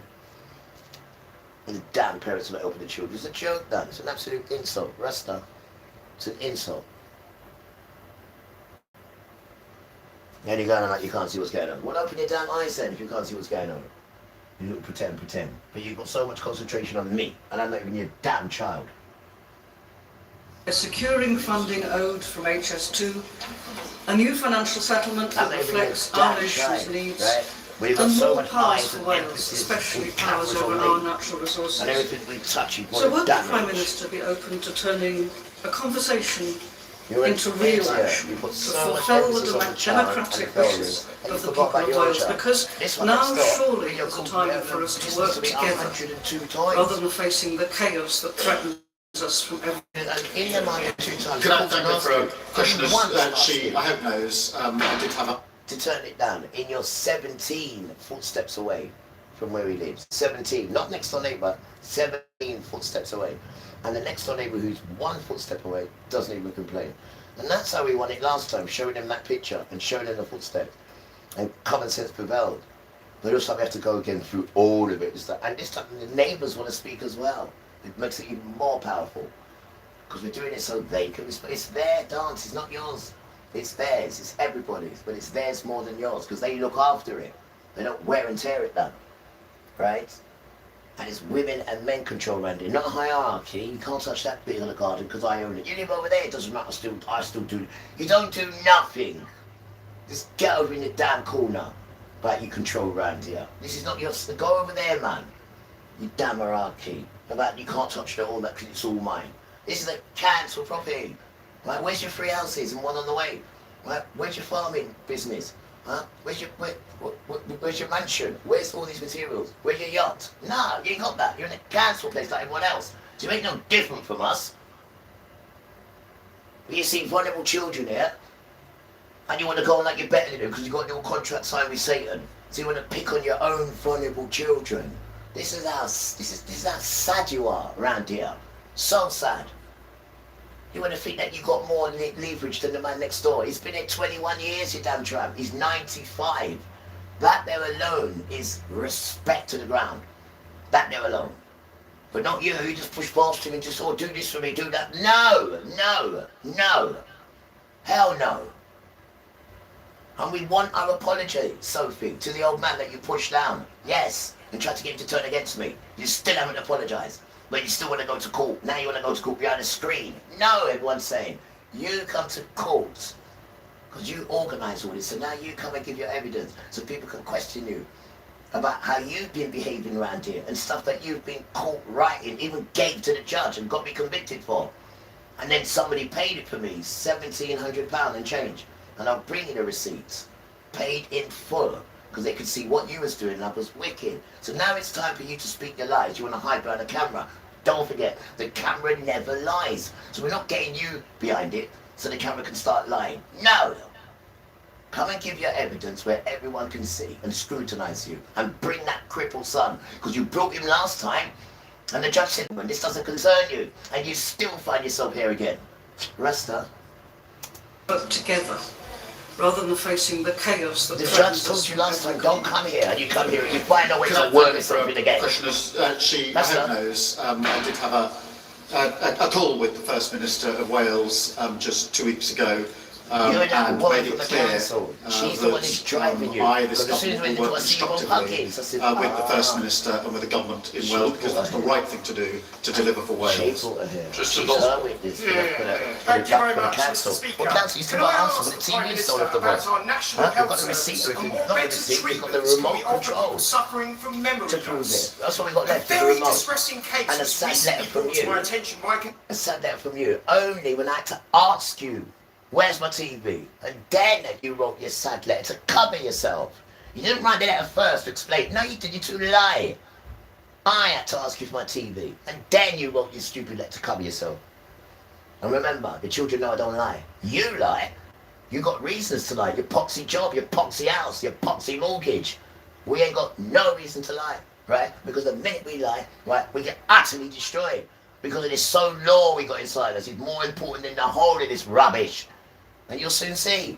So don't try and encourage us to tell lies. Or call upon our name in court and say, we're lying. How dare you? We ain't got a mortgage to pay. We ain't got a car to afford, which is on HP. We ain't got no government to keep sweet so our job don't get taken. You damn tramp. Constituent in Walden, in a village in my constituency, of a man who could not remember his... We are ready to lose our home now. We are ready to go to prison now. We are ready to die now. That is the difference between us and you. This is why you walk in conviction and you don't. You don't even know what you're walking. His own words, even though he said it on television, that the NHS should not be funded I don't know how anyone and if I did, it's because I've been infected by you. And all the criminal records that I once had, still got, should I say, is because of you. What can we do to ensure my constituency, Chatham and Aylesford, secure clarity on future Kent and Medway NHS funding? And what can we do to help the leader of Reform UK? And then when I come and tell people, when you drive makes a powerful point. The Reform leader wants everyone to forget that he called for our NHS to be replaced with an insurance-based system. You might want to jot it down to jog his memory. And then he said that if people can pay, they should pay for NHS treatment, so we can help him by jotting his memories here. You cannot trust reform with our NHS. The only way to protect it is to vote Labour.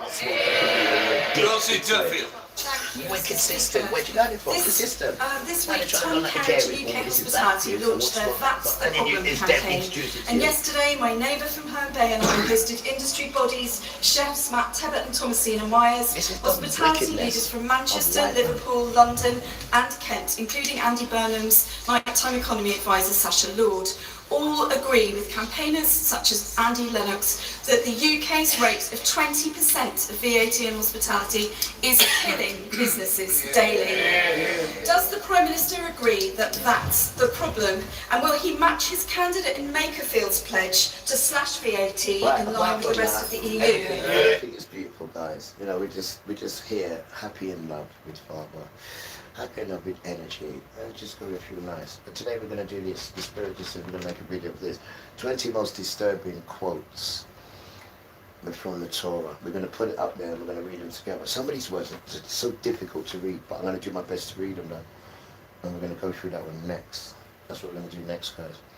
There's also one here for the women, right, that we need to do, the Timothy one. But we're going to speak it nice. I mean, we don't want women to get annoyed. But you need to know these things as well. You just need to know them, darling. And how you work with them is different. But then at least you know them. And this is the behavior they expect of you. So at least we know. And that's the greatest thing, is to know. Whether you take it on board or not, it's a different story. And then Father can say to you, you was told. So you can't get away with it. I didn't know, Father. You can't get away with that.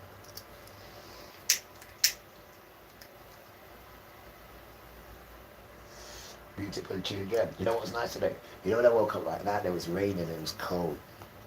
And they just put the little heater on. Oh, guys, it's magical. Look what heater I've got. I've got this little heater here. And this little thing here. This little thing here. This little heater here, right, is magical. And you want to see the heater, what they give you in here. The big brand new one, big like that, right? By the time it takes to heat up, right? The time it takes to heat up costs a lot of money.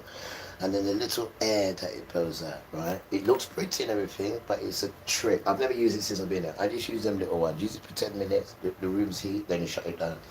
And then they want to come into you owe them £6,000 and all that nonsense. Then they're apologising and giving you £100.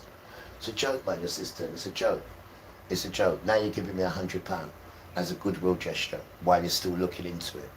Joke. Joke. Because your thing's a lie. The whole of it's a lie, bro. Can I thank for a question and recognise the challenges that she identifies? But that is why we're permanently lowering business rates for retail, hospitality and leisure businesses. Every pub will get 15% off its new business rates bill, and bills will be frozen in real terms for a further 2 years. In relation to the... Back to reality. We're talking about money that you stole. We're not talking about uplifting people. And then when we do, you want to take us off your platform. No, we say we're coming off your platform. I'm not good for it then. It's not good for our truth, is it? We don't grow in your platforms. It's not good for us. That's the last thing that you want to see. Right. Alhamdulillah. That's the last thing that you want to see. Alhamdulillah. The iman of ordinary Muslims, the tarbiyah of Islam, the tarbiyah of our deen, our consciousness and cognizance of the inevitability of standing before Allah subhanahu wa ta'ala, accountable to a standard that is higher than our own feelings. That is what allows your cities to keep standing. I'm telling you, you have no idea what you are asking for when you ask us to put that down, to let that go. Why, if 2 billion people who have every legitimate grievance that exists or could ever be imagined, if they adopted your ways, if they acted on ethnic ego, nationalistic ego, pure, unrestrained, reactive rage with no divine accountability in their minds, no concept of the prohibited, no obligation to mercy, no obligation and no command to prefer peace, if they acted the way that your civilization acts when it feels wronged, or frankly, even when it doesn't feel wrong, then it just wants more stuff, well, what do you think that looks like? How do you think that turns out if we acted like you? Think it through. Your birth rates should tell you something, by the way. Germany is at approximately 1.5 births per woman. Italy is 1.2. Spain is 1.2, all well below the 2.1 replacement that is required to sustain a population. Meanwhile, in the Muslim world, alhamdulillah, with very few exceptions, we remain at or above replacement levels. Listen to me, a society that doesn't produce children is a society of people, listen to me, who have no stake in the future beyond their own lifetimes. Short-term thinking by structural necessity. Immediate gratification is the only rational calculus when you have no future. You have no future generation who you're building for. That civilization is telling you in demographic language, your civilization is telling you in demographic language exactly what it is. And while your so-called civilization contracts and ages and turns inward, you are simultaneously trying to campaign for 2 billion Muslims to abandon the one framework that produces the restraint, the long-term orientation, the moral architecture, the familial stability, the communal coherence that your civilization, so-called, is visibly losing. Sure. You want us secular? You want us westernized? Yeah. You want us to trade the Quran for your values? I'm telling you. No way. And this is the most sincere and the most honest, well-intentioned thing that I can say to you. Go on. You had better be praying that we don't do that. Yeah. You had better be praying that we don't do that. Yeah. Allah subhanahu wa ta'ala commanded us to try to coexist with you, to try to get along with you, to prefer stability, to prioritize mercy, to try to exhaust every peaceful means, to give people their rights regardless of their faith. These are commands to us, not suggestions.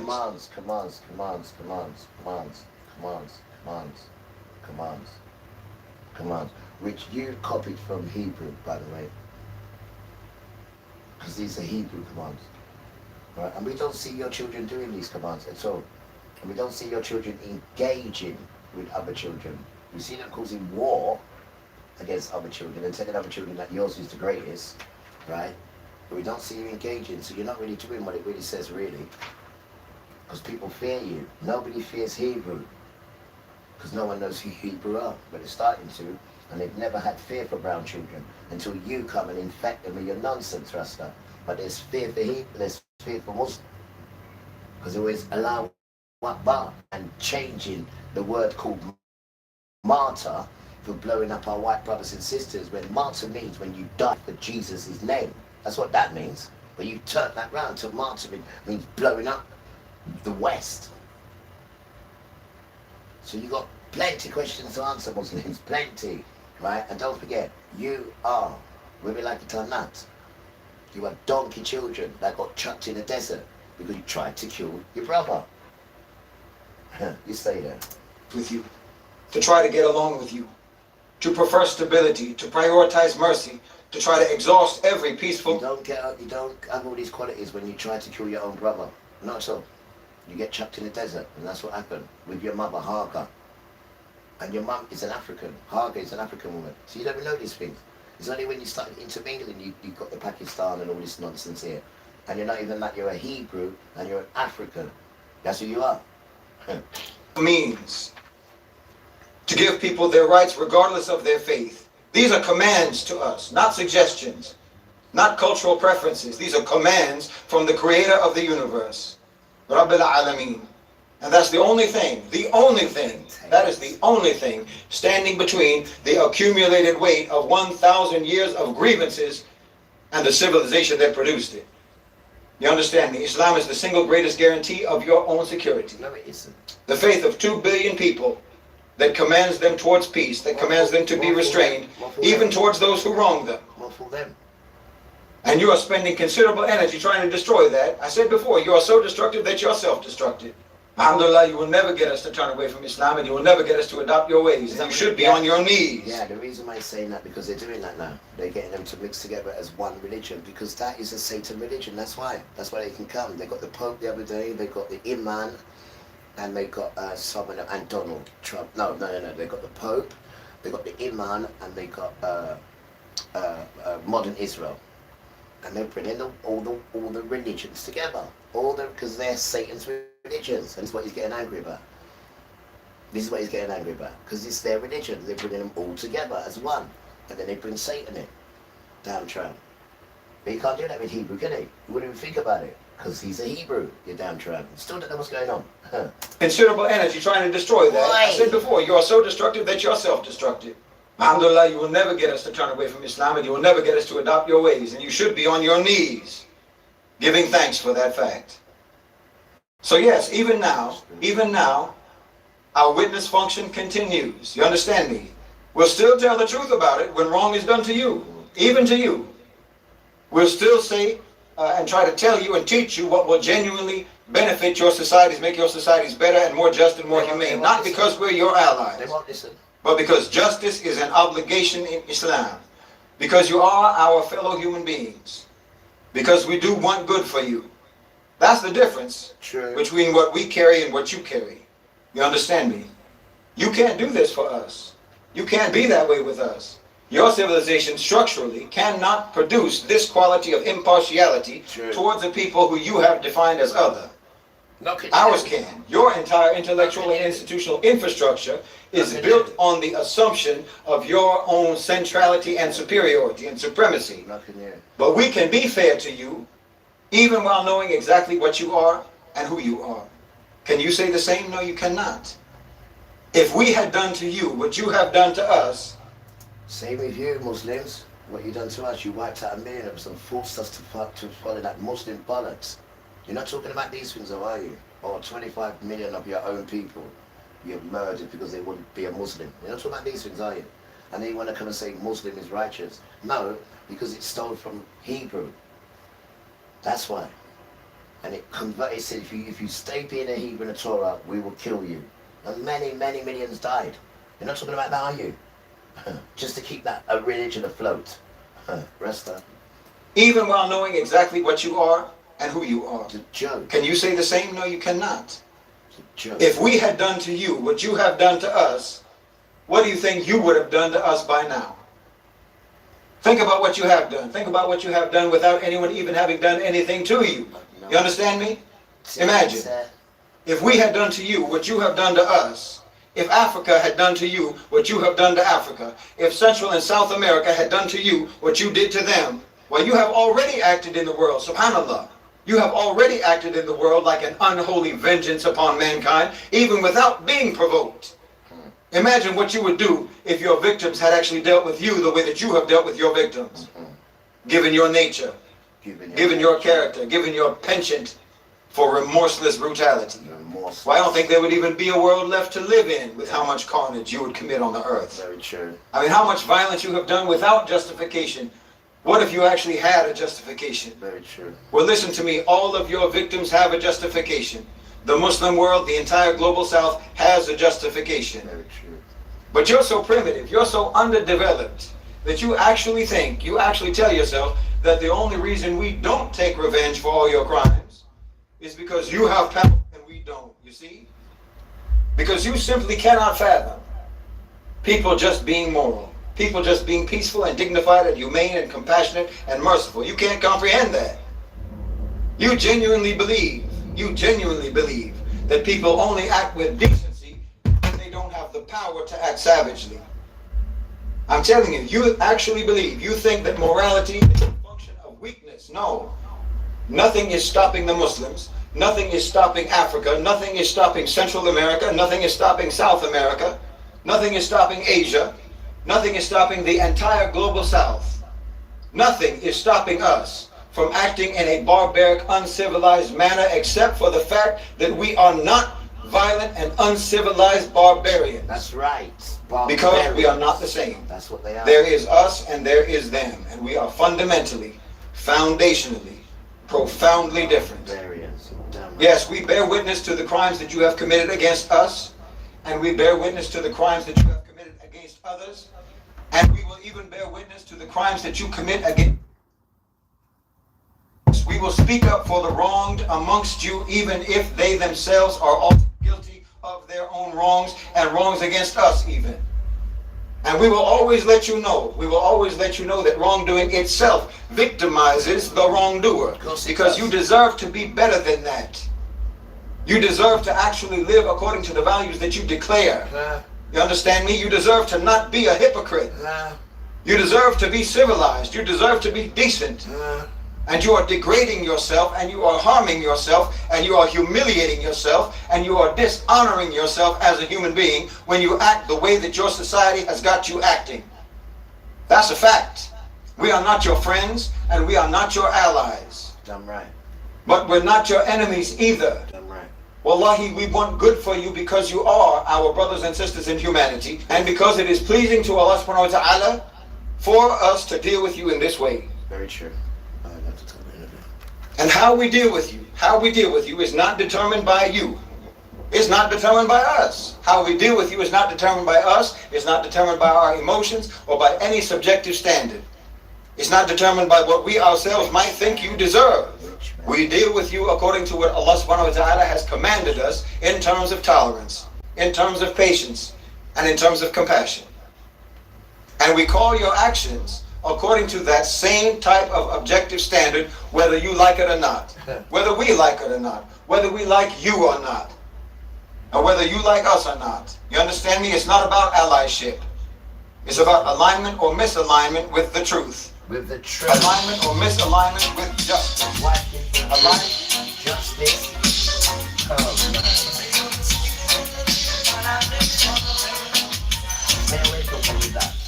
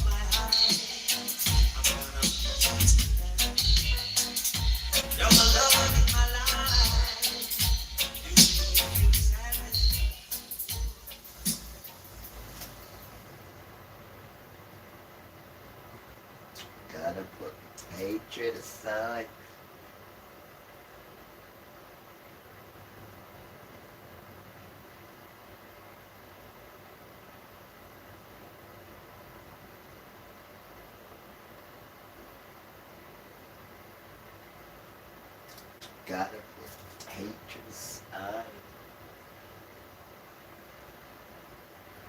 Real beautiful artist in it. Real beautiful artist. Gotta put hatred aside. Stand up and be my brother. Wicked you, man. Whoa. Tiggy. Let's wash my hands. Let's wash my hands. We gotta put hatred aside. I don't know hatred. Stand up and be my bride. I don't know hatred.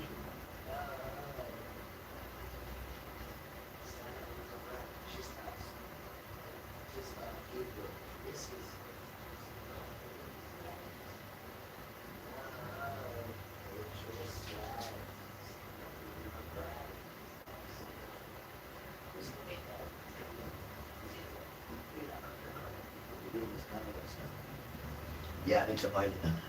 Yeah, kind of bitty. They put some cream on it now. There's cream on it now. Come on, look after it now. The Cafilla cream. 20 quid for this damn cream. The man said, "One, two." I said, "Excuse me." He said, "Look, 20 quid, take it or leave it." I said, "All right, don't feel like that." And I bought it. 20 for it, It could be no. The cream. It could be no. Weird. That's better. Nice, weird, the brown skin, isn't it? The brown skin, and the juice it down with it. Nice cream, isn't it? Right. Nice. Gotta put hatred aside. Stand up and be my bride. Whoa. Help me build my strife. Just people. Why? That's not really. Eily. So. Right. As we continue. Eily now, innit? Eily. Wait. Come here. Eily. Yeah. See, nice and moist now. Yeah, nice. You see, that's how it should be, nice and moist. I just said that. Leave it. Nice and moist now. You see it? Nice and moist. Stop it. You see it? Nice. Boy. We see, Father. You say, nice. Can you imagine when it's like that? Guys, this took a year. This is a year. Well, 13 now. This is 1 year. So next year, like this. So when you see them like that, you know the season, the proper season that Uncle Mervyn been there 21 years. Proper season done. And when you're seasoned, you have to show respect. When you're seasoned done, you might want to push past seasoned people and tell them what to do. Not on our watch, mate. Not on our watch. And not on these people's watch neither. And not on these people's watch neither. Or not on his watch. We don't do it done. Right? Because once a man, twice a child. Every little thing is for a while. Let's go back to once a man, twice a child, right? Because don't forget, when you was a child, who looks after you, right? The elders, right? Now, when the elders go back to being a child, who looks after the elders? That child who is now become a man or a woman. It's how it works. That's how it works. It don't mean to say, no, the rules reverse for you. That means that you bully them and take from them. Did they do that to you? No, they didn't. They bought you cribs. They bought you pop, right? Because that's what it's called, right? And chocolate. Which pop? Bill Coles. Wait, the British them said, stop it. Did Bill Coles with him come roll and grandma the man by the pop. Weird. You forget about the things. British. Weird. He says, I have no idea what you're on about. Yeah, because you're not British. You're not English, damn tramp. Did Bill come with him come round, Mom! And Mum said all the time. She ain't even got the money, but because this Bill come, and she not every child like that Bill come, she said, all right, and you got all flavours of the buckled Bill come. Go and ask the British. Weird, sir. Oh, now. I said, oh, now. Oh, now. Oh, yeah.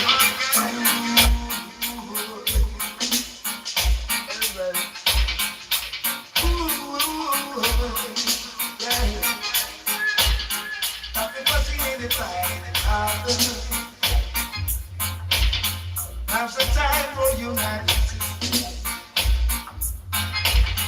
Stop your fussing and your fighting, brother. Now's the time for unite, sisters. It's time to unite. It's time to live upright. It's time to unite. It's time to live upright.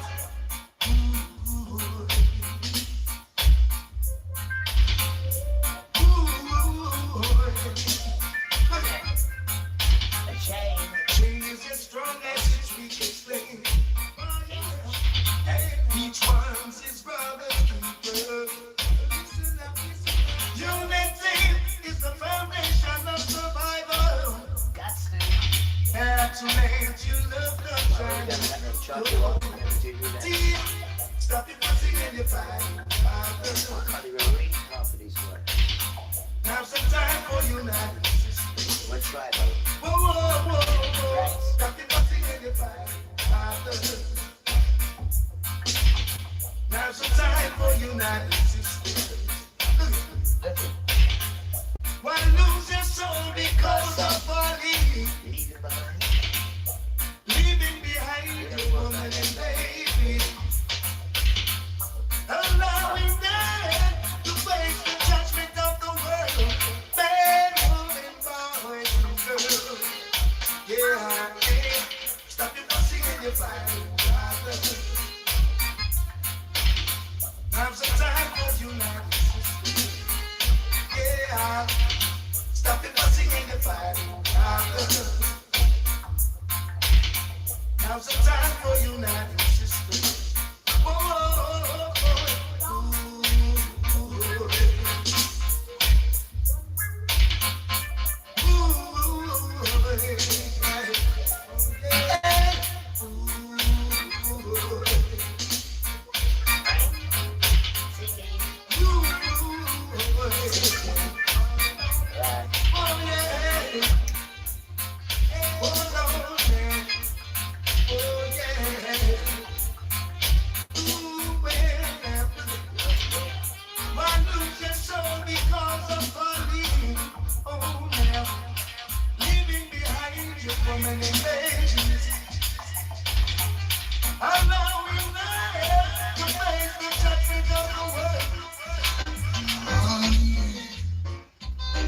mercy.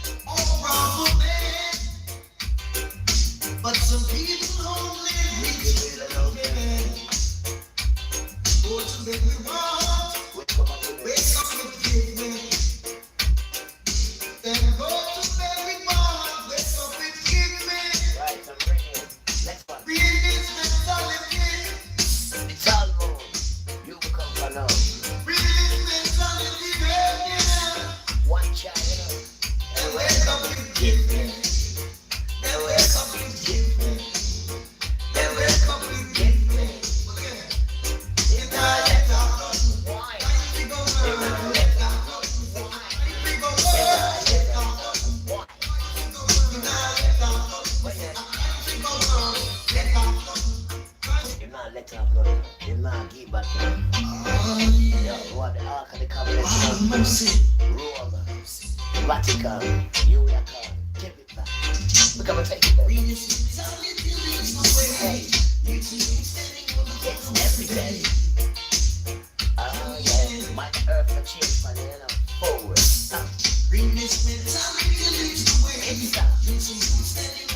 It's every day.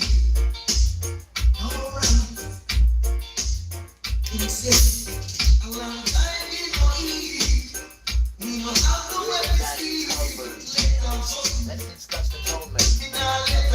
Why not? The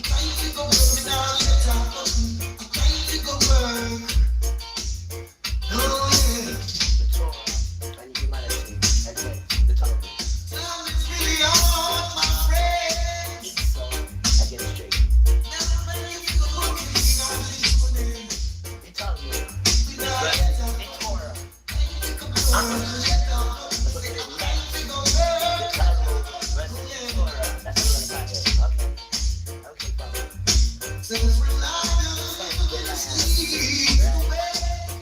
Your hyena. Right. Find a lion. Let's find hyena. Go to the even lion cubs. Cub hyenas. Right? Because up here, they go to scratch. And that is animal life. Go on the boat. Your hyena. It's hard. Everything's difficult. You don't steal people's stuff. Yeah, help people. But some people don't live. Can I have God give me what you want? Wake up, give me. Can I have? Then go to bed with mama. Wake up with give me. Give me. British mentality. British mentality. But instant pleasure. And wake up and give me. Instant pleasure. Give me. Instant pleasure. Give me. Then I'll get nothing. Then I'll get nothing. Open your eyes.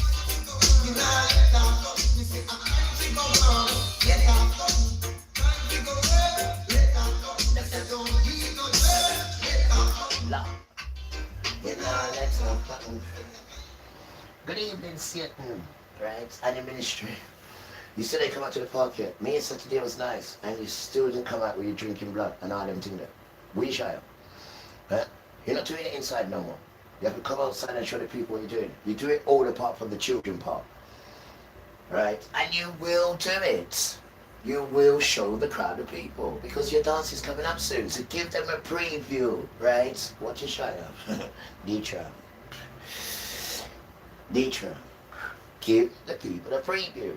Now, beautiful people, I hope you're doing good, guys, because you know you must strengthen it. You, Father, and the earth. Now, we have a new dance, guys, and the dance is the Talmud versus the Torah, right? So, women, girls, ladies, gentlemen, disabled, crippled, moms and dads, grandmas and grandpas, carers, come to get the carers, because without the carers, not the camera. Go get your popcorn, right? Go and get your cup of tea because within the next 10 minutes, we are going the Talmud versus the Torah.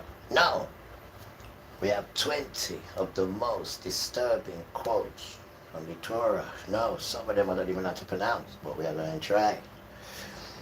Versus the Torah. Now, we're going to know what the Talmud is because people are still running from it, even though we're telling them they're still running. So we're going to go together, but we're going to do it as a clash, right? The Talmud and its children versus the Torah and its children. So basically what it really is, you know, when you simplify it, it's good versus bad or evil versus good, right? It's going to be a good dance, right? 20 minutes up and over, right? So get your refreshments, guys, because it's going to be a showcase. Rasta, no, just stop it, because we're having a party, don't rap y'all. He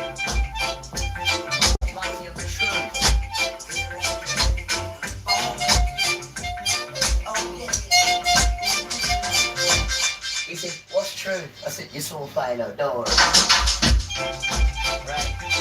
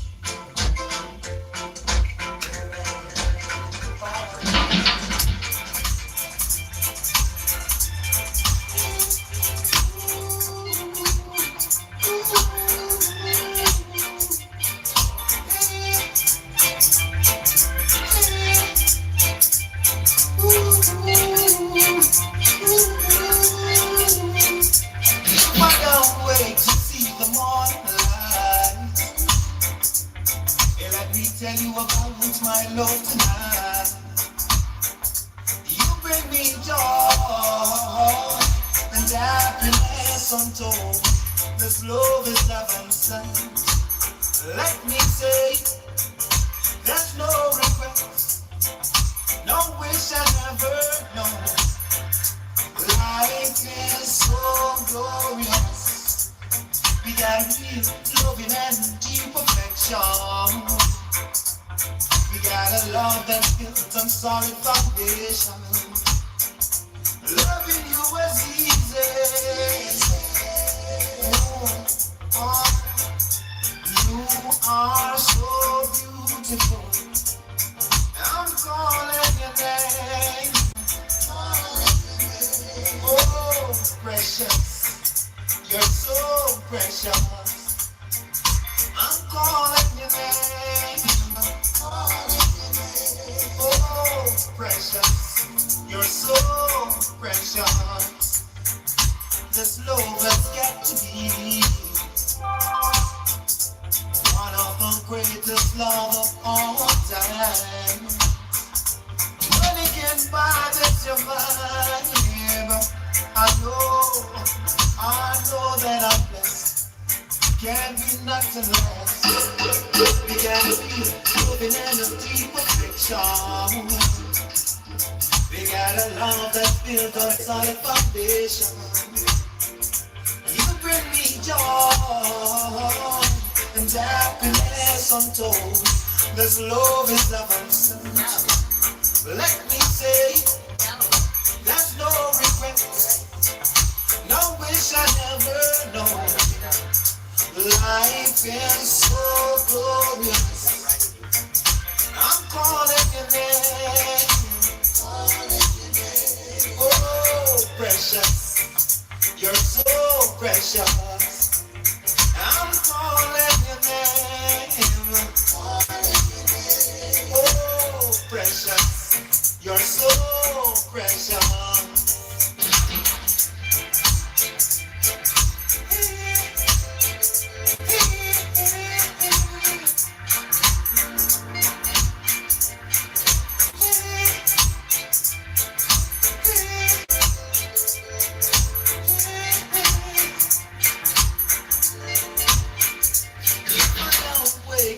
The moonlight.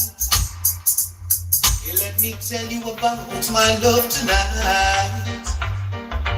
You bring me joy and happiness untold.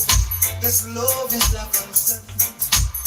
Let me say, there's no regrets, no wish I never know.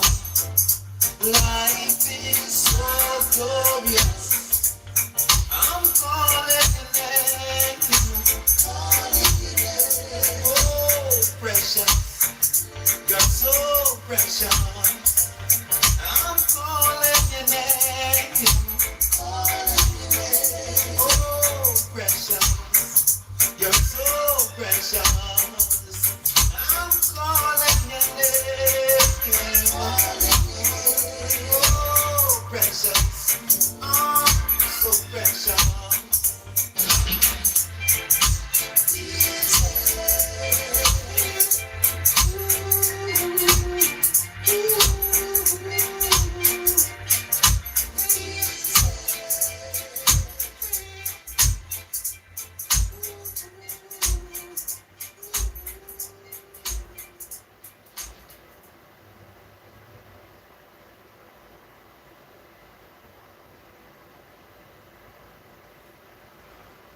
True.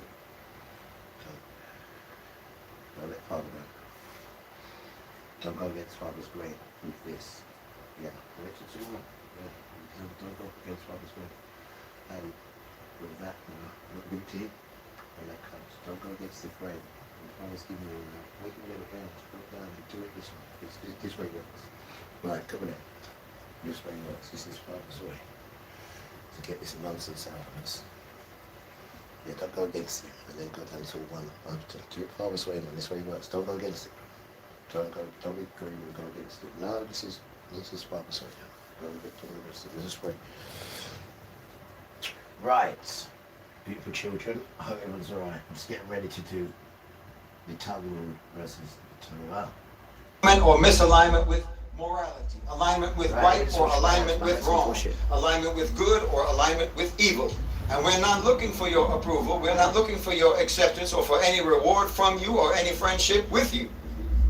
Allah subhanahu wa ta'ala has called us to be witnesses over mankind, and it is only His acceptance, it is only His approval, and it is only His reward that we're hoping for. So you'll hear that, I know you'll hear that, and you will reflexively recoil from it. Your instant reaction to that, to this kind of talk, is that it is insincere and self-righteous and holier than thou, or what have you.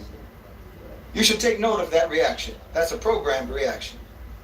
You react that way when you hear words like honor, when you hear words like dignity, or words like truth, or even words like justice. You have a negative reaction because of your culture, because of your society. Your society made those words empty of any meaning. And no one ever even uses those words except to reputationally manipulate you or to extort you and to try to control you. See, your society has emptied out those words of any meaning and filled it with poison instead. So now people automatically cringe when you talk like that, or when you hear anyone talk like that, because everyone thinks that you're posturing. But believe me, there are people in this world who still believe in what those words mean. There are people who believe in honor. There are people who believe in dignity. There are people who believe in truth. There are people who believe in justice, and they're not naive, stupid people. And they're not gullible, simple-minded people. See, you recoil at words like righteous, at words like pious or decent or modest or chaste.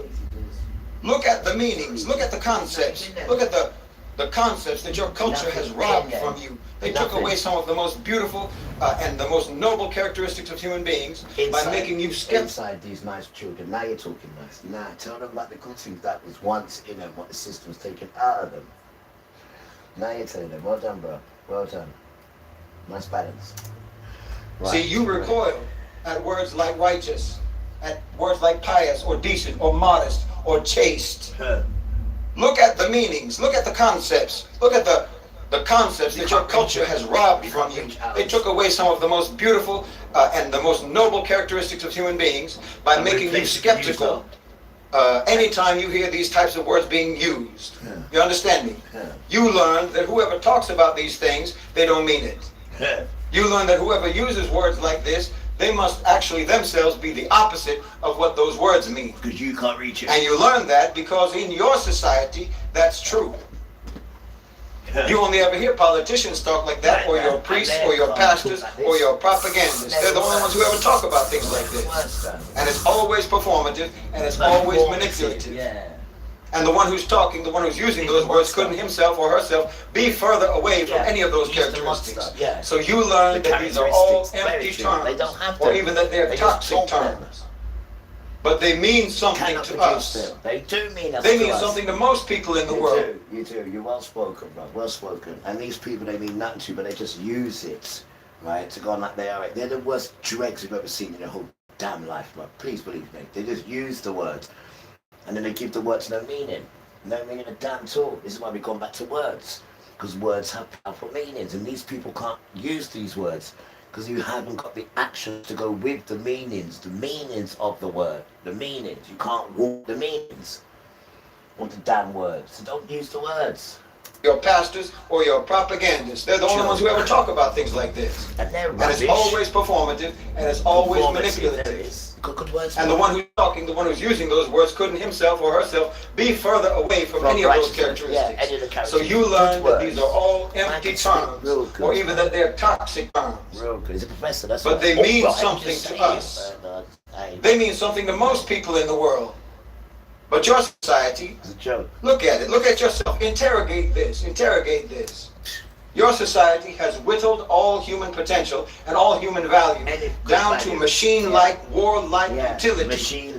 And morality has no place in that, except as a decoy, except as a banner that you lift over your head when you genocide genuinely moral people.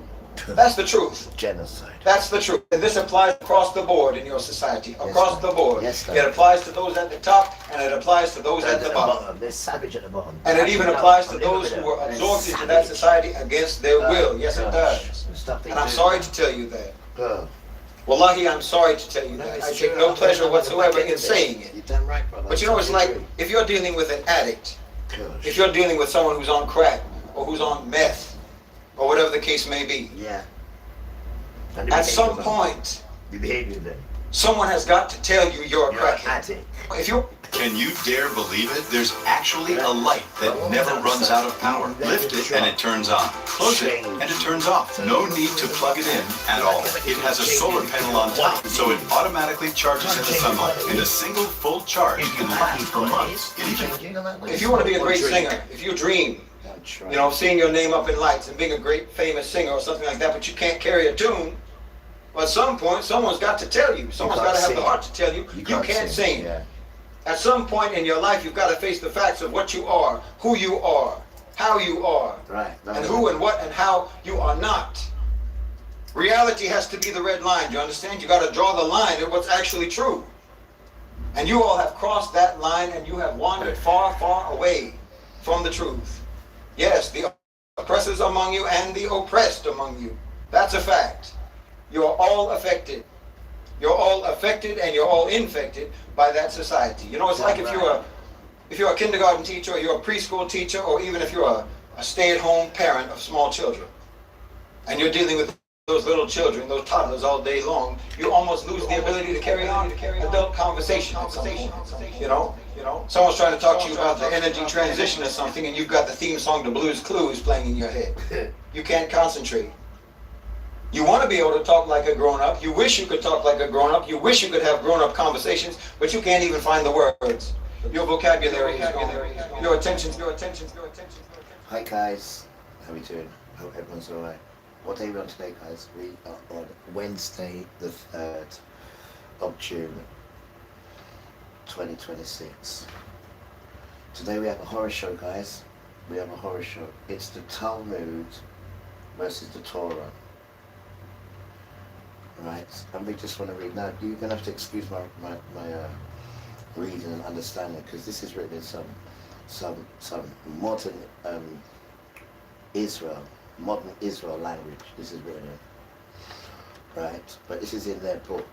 This book here, this one here, which is on the top of the screen. Put on the top of the screen. This one here. What we're reading from is here. They've got so much wickedness in here in this book. But we're just going here. We're just going here. We're not going no more than that, because this thing is wicked. Wicked. So it's the Talmud versus the Torah, right?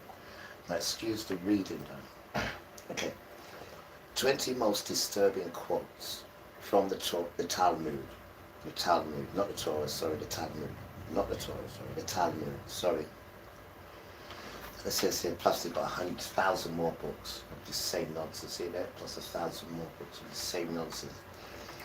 It starts off, here are 20 disturbing quotes from the book of Talmud, selected for their controversial nature regarding non-Jews, which is all of us. Women, sexuality and violence.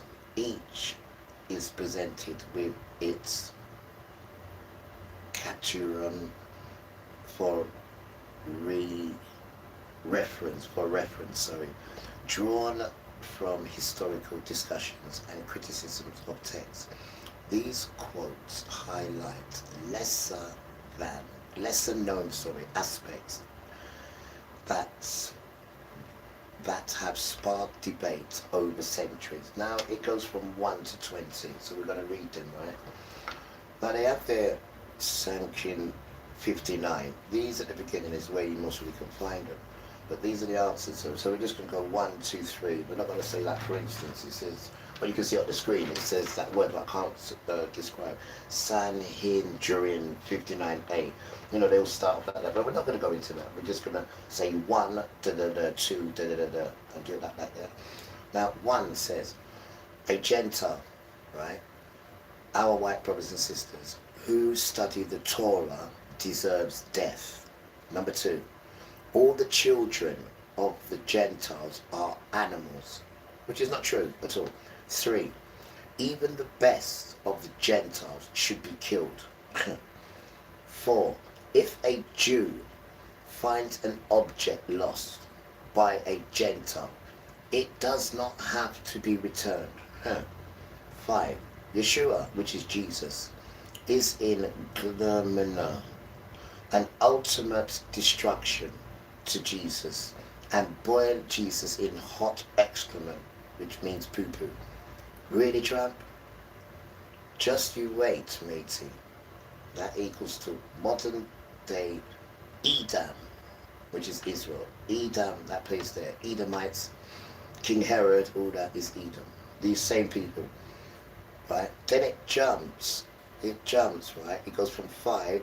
So there's a hell of a lot missing there, because Satan didn't want me to get there with it, but it's in the book. But we go to 14, and it says, is a, I cannot pronounce that word, Gentile, so-called prophet, destroyer of good people, or foreigner, Baal, is punished by being boiled in semen. 15, woman is a pincher, equals pouring liquids full of filth on our women. 16, the flesh of a dead woman is like the flesh of a dead animal. This is nonsense now, don't believe it. 17, women of gluttonous, eavesdropping, lazy, and jealous. This is what women are supposed to be doing. 18, a girl under 3 years old, if violated, her virginity returns. 19, Gentile girls are in a state of nidiha, which means urinate discharge of blood from their cradle, whatever that means. and 20. Blessed be he who did not make me a Gentile, a woman, or an ingamos, whatever that means, a person who is utterly arrogant, uneducated, stupid, or lacking knowledge. Now, when I first read this, I couldn't even do no preaching for a whole day. Right? Now, there's a hell of a lot missing from 5 to 40. So 5, 6, 7, 8, 9, 10, 11, 12, 13. There's another 8 nasty stuff in this missing. But this is how modern Israel views Gentiles.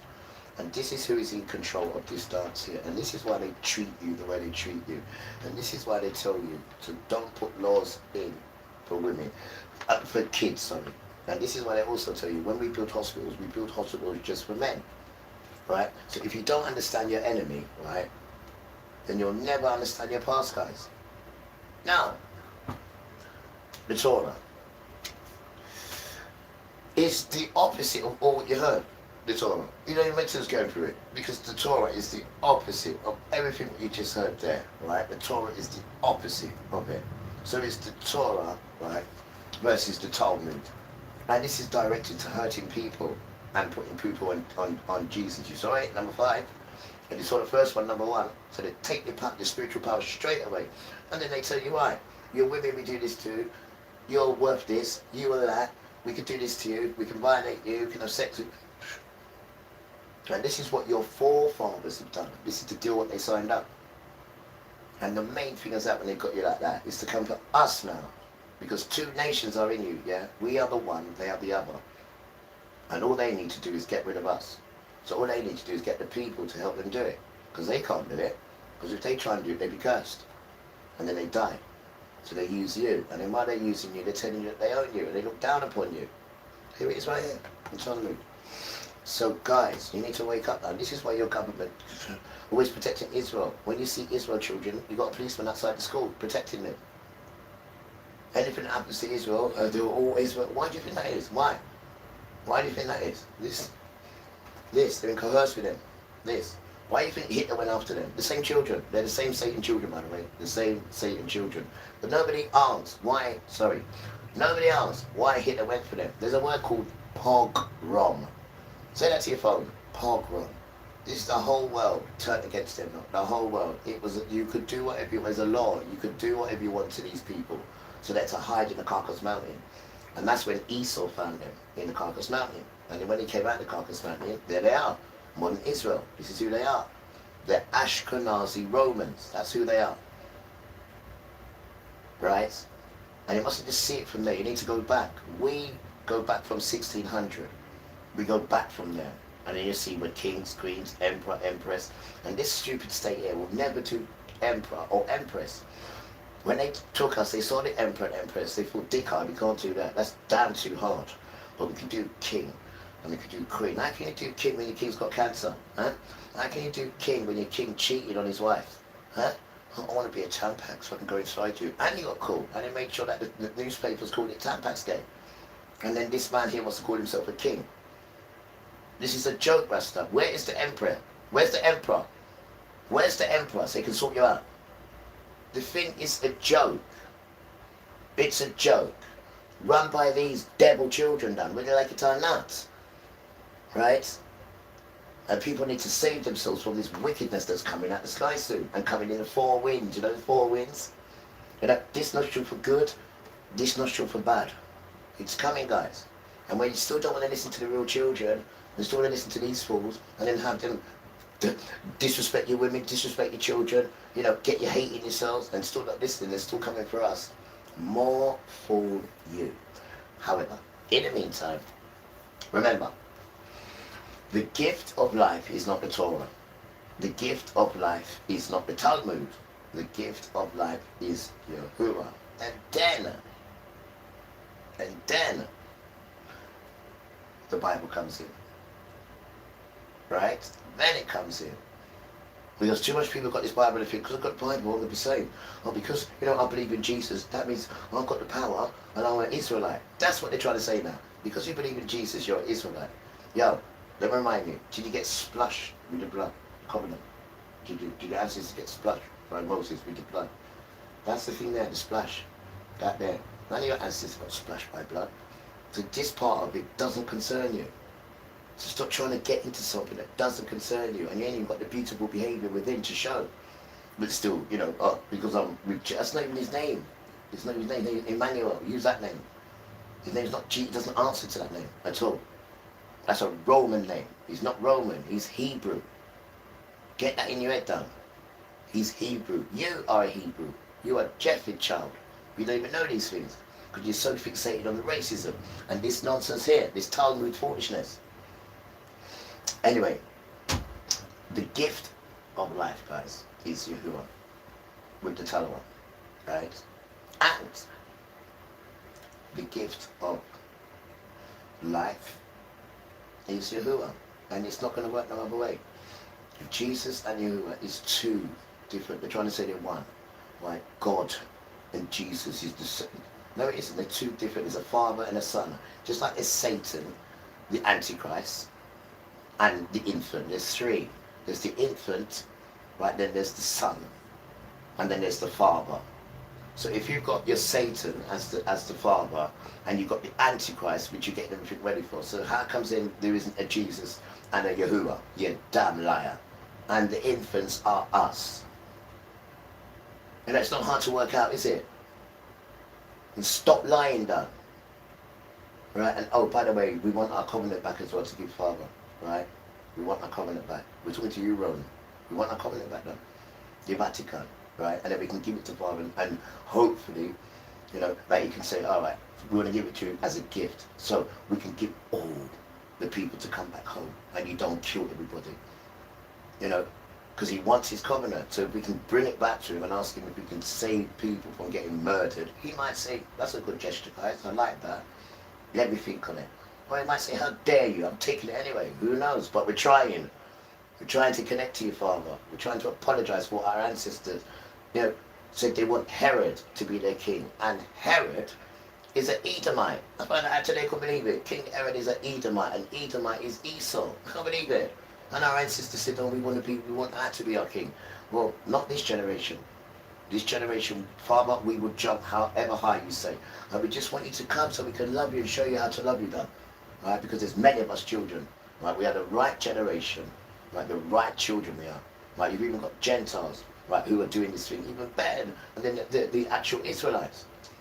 You need to come on, Father. We want you, man. There's too much devilishly going on. We need to come, bro. We're trying everything. We're bringing the children in, the infant children. We're doing everything you tell us to do. We just want you to come and get us, man. We're tired of this nonsense done. And we're tired of this damn thing here, this Talmud done. And why people are so blind they can't see this is the problem. This is the problem. But anyway, guys, we love you, and you gotta love yourself. And remember your parents. We're going back now. We're going back to the nest. You know, where we've been, you know, told what to do. You know, instructed properly by our family. They know better, bro. We'll rebuild a connection with them. Everything's broken, so we need to all rebuild it again. Forget about what happened, though. Ask for forgiveness. You're reborn again. All of us are, me included. We're reborn. If you can stay away from, then the spirits will come in you. The gentle ones will come in you then. Yeah?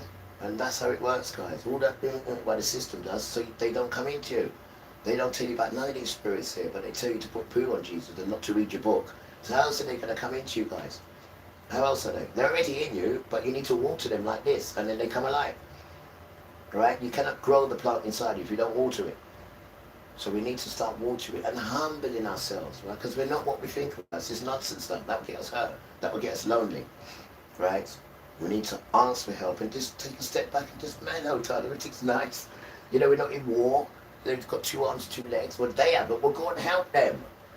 You got a leg? Oh, yeah, I can walk. They can't. We'll go and help them. Go and give them some encouragement, though. Go and help them, bro. Think. Use your brain. Don't even wait till someone's got to tell you. Use your brain and think, though. Use your humanity. Bring that up, though. And then the spirits around you will bless you. And some of them will be like, boy, I'm like that, you know. Watch that one, that's all. And then you've got spirits watching you. And it may be so good. They just put a shield on you. And then you're sleeping. And they come to you in a dream. And it works in signs and visions. But they can't show you who they are because they have to kill you. Or if they do show you, then they're using it for something. But they want to use everyone, because I told you yesterday, we're recreating the kingdom, recreating it, and he's not looking for nobody's perfect. Remember these things. Beautiful children. Right, we're gone. And remember, it's love, man. It's not that, it's lust. I didn't say lust, I said love. Love. Love. That's what it is, done. Love. No, not yet, because you don't understand this thing. Don't. Love. Take your time, it will come into you. And don't scare her, because she won't come into you. Love. Beautiful thing, though. Beautiful thing, though. And it shines in you as well. Love, man. We all want love. No, that's lust. Not that. Not that. We want love. And she takes her time to come into you because she doesn't want you to change or hurt her. So when you do your behavior, and she can see that, she'll come in you. And once she comes in you, you don't want her to come out of you. So you will behave yourself. Spiritual connection, guys. Don't cost no money. Spiritual connection. See you soon, guys. Span is gone. See you Your soon. concentration level is fried. Because you're in that society. You understand me? You came up in that society. You are submerged in that society. And that's like being submerged in a vat of acid, I'm telling you. It eats away at you. It doesn't matter if you're at the top or you're at the bottom of the hierarchy. It truly doesn't. It has eaten away at your character. There's no way it can do anything else. You have subsisted your whole life on a diet of empty calories, empty rhetoric, empty moral declarations, your whole life. And it doesn't even matter if you want to be good. You don't even know how. Sure. Like I said, this applies to you over there, even if you are amongst those people who have been wronged in that society and who are actively being wronged in that society. The wronged over there are not fundamentally more moral than the ones who have wronged them. And that's the truth. Very true. That's the unfortunate truth. Very true. Being mistreated or being used and abused in that society does not, in and of itself, make you a moral, righteous person. It just makes you someone who got mistreated and who got used and abused. That's all that makes you. Yeah, and we will call out that wrong that was done to you. And if we speak up for you, understand, we're not doing it for you. And we're not doing it because we think that you're good. We're not doing it because we are your friends. We're not doing it because we are your allies. We're doing it because it's right. Yeah, there is. And because it is our duty. Yeah. So understand, we are never on your side. No matter who you are, we are never on your side. On your side of truth. We are only concerned, exclusively concerned, with being on the right side. Which is the truth. Which is the truth, Dan. And we're not taking no words from you at all. And you don't know it, Dan. There's no truth in your stuff, and you know it. None at all. And you know it. But if you could change, that'd be good. It's truly amazing. This revolutionary denture has given me back my radiant smile. Whether you're missing one tooth or several, in just 10 seconds. British. British. Again, these are just historical facts. These are just. So okay, let's talk about white people. Because there is no question that they are the origin. Their origin. That the mentality that I'm talking about originates with those people from Europe. So let's talk about it. Okay, so where do we start? I suppose the first thing that you have to do is actually relocate the conversation about so-called white people into some semblance of reality. And see, this is what you always have to do, subhanAllah. This is what you always have to do with Americans and with Westerners generally. You always have to state the obvious. They make you state the obvious. There's no way whatsoever to talk about anything within their frameworks. Within their frameworks, you can't talk about anything because the starting point of all of their discussions always is far off from anything like reality, anything even resembling reality. They start from a point of hallucination. They start from a point of fiction. They start from a point of fantasy. And it's exhausting. It's exhausting because they've got you always having to argue your way back to the obvious. You always have to argue your way back to people, subhanAllah, in history that I know of, that is so contentious about basic fact reality. They waste everybody's time, and they derail any intellectual or any serious discussion, always, by just the continuous litigation of things that are actually common knowledge. The litigation of things that are actually common sense, self-evident truth. This is part of what I mean about why no normal people in the world can ever usefully engage with Americans, or with Westerners. You can't. Because you enter every single interaction Westerners, you enter every single interaction by insulting our intelligence. Yeah. I've said this before. This is one of the things that you really need to know about them. This is something that you really must know about Americans and about Westerners. Every interaction is always and only used by them as an opportunity to validate themselves and validate their fabricated frameworks. This is literally the only thing that they're interested in, always, at all times. This is where you hear me using the caveat or using the qualifier so-called so many times when I talk. So-called civilization, so-called white, so-called black, so-called race, so-called enlightenment, and what have you. Because none of these things are real things. These are all things that are just elements in their frameworks. And those frameworks are intended to obscure reality. They're false claims. You understand? So whenever I use those terms, or whenever I refer to those things, I always try to remember to add that qualifier or add that caveat. Because we do have to try to anchor our conversation.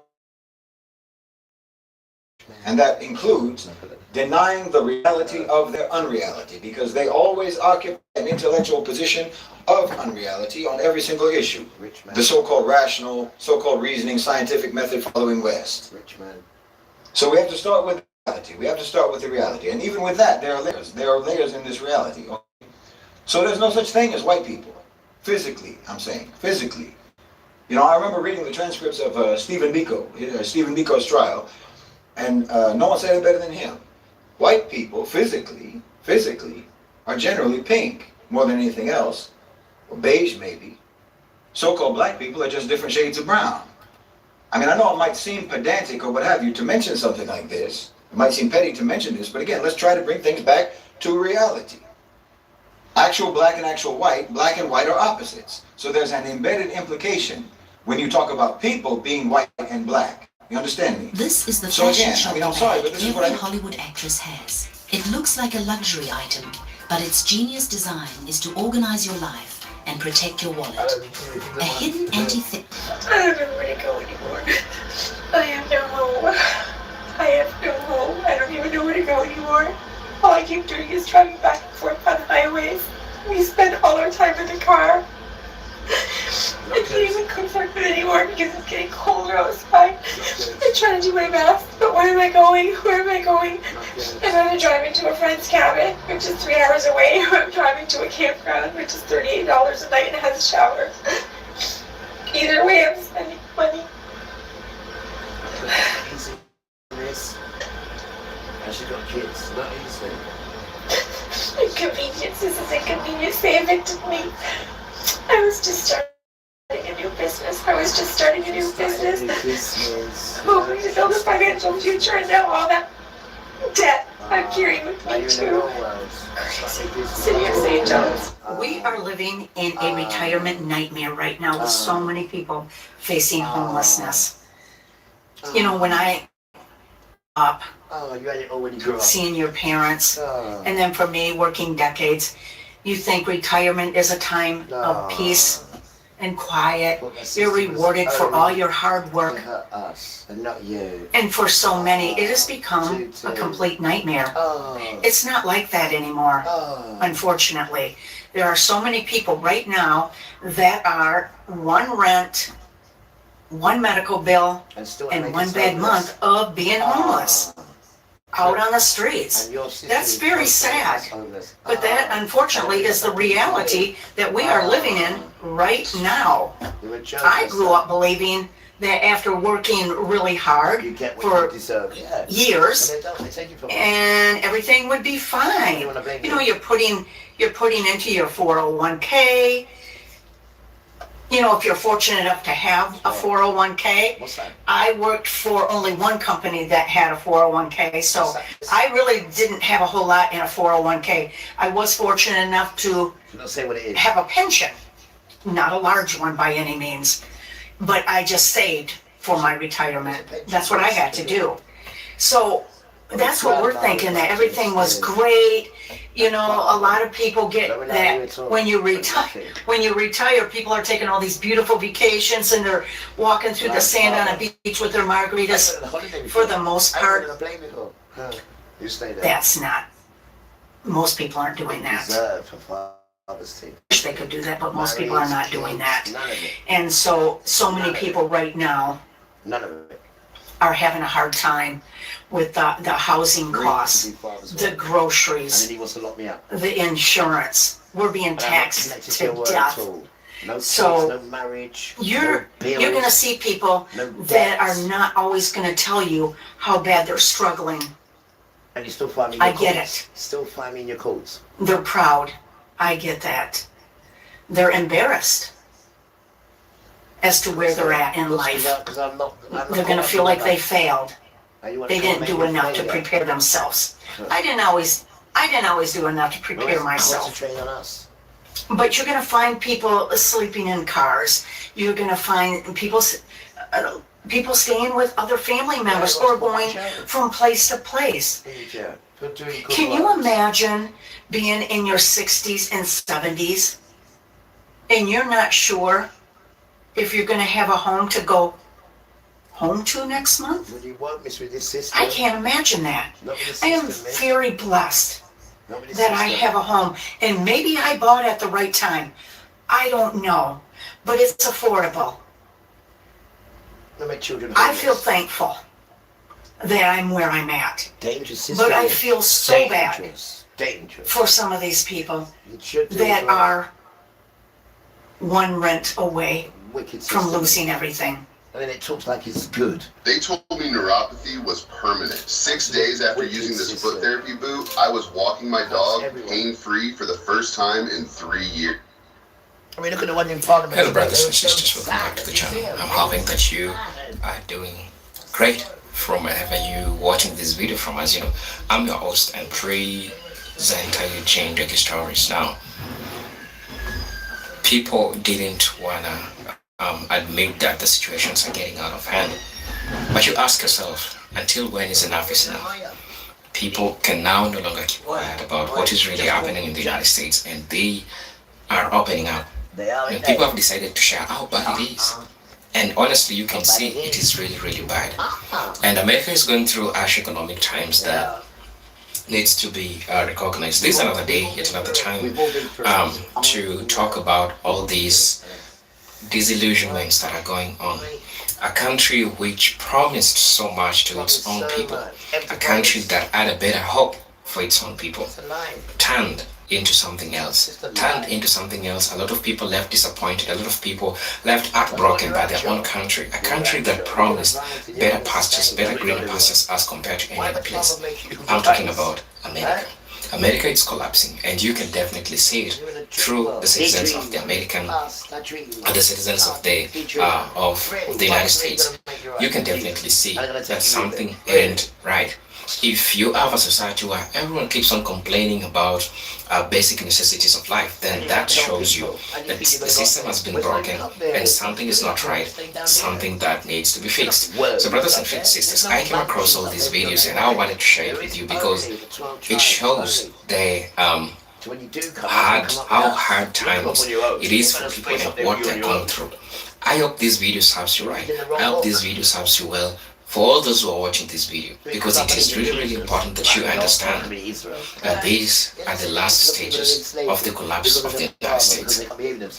And you can't expect to hear it from people like Elon Musk, people like Donald Trump, but the American citizens, the people that pay the taxes, the people that ask to go to the grocery shop and get surprised how things are turning, fuel prices and everything. It's really, really getting crazy. So buckle up, brothers and sisters, for this video. It's gonna be a little bit more educative at the same time because people are sharing their perspectives and also sharing why rain started beating America. That's the question. Why did rain started beating America? Because it is a country which promised to offer a plethora of opportunities. Anybody from different part of the continent. This is why Father says, right guys, first male is mine. You know, I want to see if I can, win him over. First male is mine. What part of mine don't you understand? Right? And when it comes to livestock, first male livestock with no blemish, no broken this, that, is mine, it says. Mine, because he's got a plan. He has a plan, and he needs sons to work here. So he says to the sisters, not females, is mine, he says first males, again. 12 tribes of Israel. No, there's 12 sons and 1 daughter, Dinah. But the daughter never gets mentioned for some reason. They never mention Dinah. 12 sons and 1 daughter. They never mention her. Just wanted to go to the United States. Right. And you raped her as well. And 2 of the sons wiped out our whole country. 2 sons. Everyone wanted the milk and oxygen. But what happened? Why did rain start beating America? So brothers and sisters, stay tuned as people are. Why do you think they want to do these horrible stuff? Chuck them in a river, kill them, murder them, these sons? Why do you think that is? I'm gonna be sharing their personal anecdotes as they explain the experiences that they are succumbing. For the whole So, energy that's what the video changed is the about. whole system, which it once was, to why? I get that. I don't, but I've never been in their shoes. So, but I don't want people to blame themselves because it's not your fault. What do you mean, miss? The system isn't built to protect us in today's world. And you falsely, well, listen to us, it's not built to protect. What do you need protecting from? What have you done that you need protecting from? And you've always thought that system will protect you. You always thought that, didn't you? The system isn't built to protect us in today's world. It's just not. In today's world. I just want to know if anybody else's insurance is as crazy as mine is. I just got my renewal for the coming year, and my auto policy is up another $500, and my homeowners is up $800. I'm just supposed to magically find an extra $1,300 laying around? This is really freaking ridiculous. Like, how are people living anymore? Yes. $302,325 Good. is currently the amount of debt that we owe. Good. That is such a huge number to have to say out loud. It's super scary. How did you get yourself in that? This is the number we'll be going into 2026 with. Who's we? Who's we? Unfortunately, we started out too late. With the holiday months coming up, I see very little money being applied to that number, although I will give it my best effort. But yeah, that's the number we're looking to head into 2026 with. So let's get into the numbers real quick. We have $166,850 currently in student loans. We have 2 student loans. One is mine, and then one is a Parent Plus loan. About $99,000 is a Parent Plus loan. We have about 112. It's not even like they teaching you this education. You have to pay ridiculous amount of money for this education. Some eye-watering, like 60 grand to learn the rubbish. Don't worry, we'll give you a loan. So then you're in debt to them forever. They're not stupid, are they? $1,485 for a mortgage. $10,520. Then they give you a house. Don't worry, you can get a mortgage. So you're bogged down the way you got to. And you miss one payment and you're in trouble. Well, and that's for 25 years. Door. Just because the instant look good. I want that. I don't care, I just want it. Now you're complaining. For car payments, just one car. $6,042 in credit cards.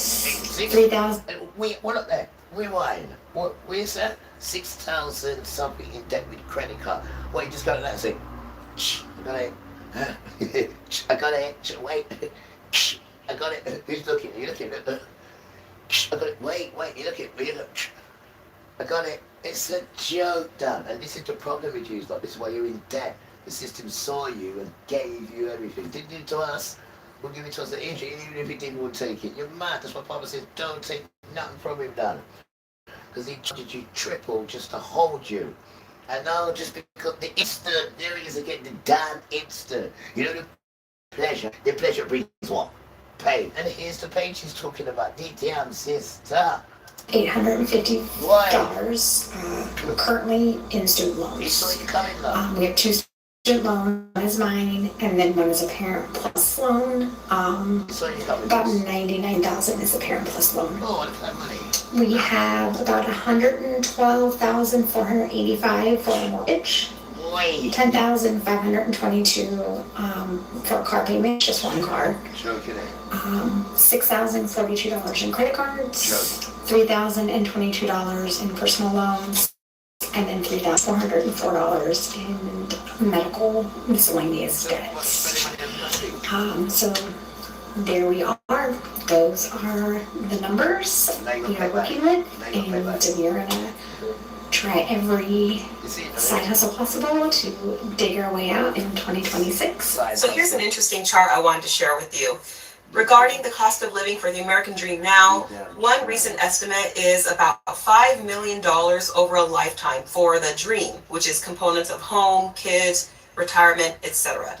And also 74% of Americans say that their costs have risen, with many saying they're paying $100 to close to $800 more per month just to keep up. Now, if you're paying just $100 more a month, that's not really that impactful, but $800 more a month, where's that money coming from for many people? So here's the situation that my family and I are in. My husband is a government employee and he works for the state police.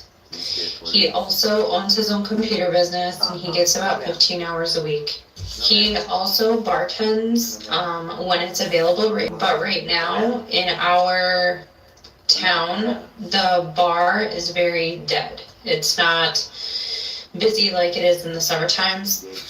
I stay home with our 3 children because daycare is $1,000 a month for 3 kids. So my husband at the police, before taxes are taken out, makes $3,600 a month. We pay for daycare. That would be more than what he makes the police. I cannot find a job that would cover that kind of financial burden. I just made a grocery pickup order and we do get EBT. We get $119 a month. And so we use the last little bit of EBT that we have to pay for the food that will probably last our family for the next week. On top of that, our car insurance went from $298 to $540 a month. Our property taxes increased, and so that means our mortgage increased. Inflation is incredibly high. Grocery prices are incredibly high. And gas prices are incredibly high. I texted him today and I said, I don't know how we're going to our insurance, which is $540 a month. I don't know how our phone bill, because that is $300 a month, and we do not have brand new phones. We do not have a payment plan. That's how expensive it is to have two phone lines at AT&T. Our electric bill is $220 also due at the end of the month. And right now we have $230 in our checking account. Go back to reading the Matthew. And what we needed for food was not covered fully by UET, so I had to pay $89 out of pocket to get the rest of the food that we need. That's going to only last us about a week and a half. My husband works 3 jobs.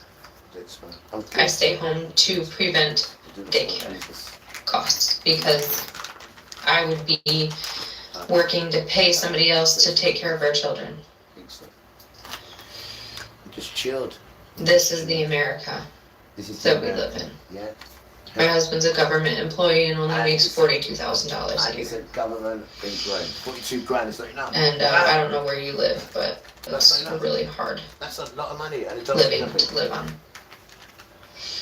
They're not used to the So basics. before you say, See what happens now. They're not used to the basics. I mean, look at this sort of money that they're used to, because they give it to them. Look how much debt they're in, because they're just used to buying loads of stuff. They haven't got the value of things, because you give it to them the money in abundance, which is not theirs. So they don't respect it because they got it on loan, not realizing you've got to pay double back. They don't respect it. They don't understand the essence of having stuff and budgeting it because they got it for nothing, not realizing you've got to pay it back. But they've got so many different things out all at once. Stupid. And now they're going to come and take it away from you. That's what because you can't pay it. It's a trap. It's a trap, man. It's that instant nonsense again, guys. It's that instant. Pleasure has pain. Instant pleasure has instant lasting pain. Is what it has. And you're hearing it from America. Because like you say, they offered them everything. So England, you need to take heed if you're like this. Get rid of your debts quickly, bud, because when they come for you very soon, though, they're going to use that as an excuse for you to take the mark. Just stay there. They're not stupid, though. Far from it. That people sit on their ass and you have to pay for it. Just remember, you're only getting about $36 a year taken out of your check for somebody to receive EBT. Nonsense. Nonsense. And we're not making it. Not even a little bit. Share a rant about San Diego for a second. I was raised here for a majority of my life. My entire family lives here, lived here for generations. And the way that locals are getting priced out is just something that needs to really be talked about more on a very serious level. It is just absolutely insane, the price of everything now and how much higher it is on how the quality has gone down. Like, everything. Don't even get me started on STG&E. STG&E and I have beef. Tell me why my delivery fee is the same price, if not more, than what my electric generation is. And I don't have AC. Like, I really don't use a lot of electricity. They're putting the electric up 13% as well. You know what I mean? With all that nonsense. Yeah, the same ones who give me £100 back. Them lots. They're a joke, damn it. I have no worries with them at all. I'm not giving you no more than £70. I don't even use the thing, as you can see. The most we're using is what? The internet. It's the most thing we're using it. I don't care your 13% now. That's your nonsense now. But you can still pay your mates bonuses of 2.3 billion in profit. And then tell the people this as well. You're the worst on the planet, man. Oh. And EDF is French. They're not English. It's not from here. They sold everything. They used to be ELC, I think it was called. Electric something with ours used to be yellow. We used to have our own. They sold it, man. They sold everything. Why is my bill almost $400? They rely on people. I don't know, I had someone come out here and look. How can you have a state where you ain't got no electric or no gas? You got to rely on other people. Huh? How can you have a country that has to rely on other people to put everything, even its gas and electric, has to rely on other people because you sold your own. Them damn sunsmiths. They don't know what is important. Anything for money, they just sell it down. Now we have to rely on other people, the French, EDF.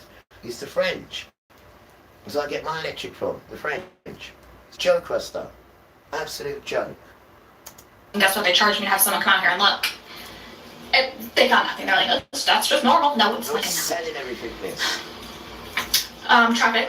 Why is traffic start at 2 p.m. and why is it go till 7? Sold it. Good luck getting there. It's like you're almost imprisoned in your house between the hours of 10 a.m. and 2 p.m. And then if you want to go out after that, you better wait till after traffic after 7 p.m. Private ideas. Going out to eat. Prices have skyrocketed. No good for their own people. Absolutely skyrocketed. We get like servers and stuff, and like these businesses have to serve them, but it's gone. Everything we need to survive, they've sold. Everything that's priced.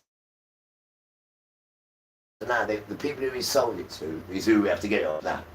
At extortion prices as well. Because they sold it. Your sons, again. Hello? The point where it's like, I can't even go out and eat anymore. It's just so much money. And the quality has like significantly decreased. And then now he wants to go and bomb up someone else's and take their oil. Now he does. He's already taken Venezuela's one and he's giving it to his mates and there's no more oil left. So now he wants to take this oil, which is supporting the whole world, this one in the Middle East. My father says, you ain't touching that one, because that's mine and my boys. You ain't touching that. That's why you can't touch it though. That's why you can't touch it. Because fathers made sure you ain't touching that one. That's Middle East. I gave that to Shem boys. Right? Not the boys who are there. The boys who are there now are desert boys. Their complexion tells you that. They're desert boys. Right? They're the same from Hagar. They're Ishmael children, the same ones. They've already been destinated, yeah? They go in the desert because they tried to kill their brother. The seed that comes out of them are no good. There might be 1% who are nice, but they've already been condemned, them sons, for what they did to their brother. You stay there, and those memories stay forever then, because your curse is condemned. You've been chucked in there already. You're already in the desert with your mum, Hagar. That's what the book says. We go by what the book says, not what you want. Robbing, stealing, murdering, telling people to follow that damn Muslim rubbish. It's just like not even worth it at this point. Groceries here, absolutely ridiculous. And I like to try and go to grocery outlet, or I try and go to Costco when I can and get what I can. But I mean, sometimes you actually just go to the other, like the Bonds or the Ralphs, and it's just ridiculous how much they're charging. And then don't get me started on like gas, $5 a gallon, absolutely ridiculous. Rent. I live in a house, I've lived here for almost 6 years, so I'm very grateful that I have this price that I've been paying for almost 6 years, which is like unheard of.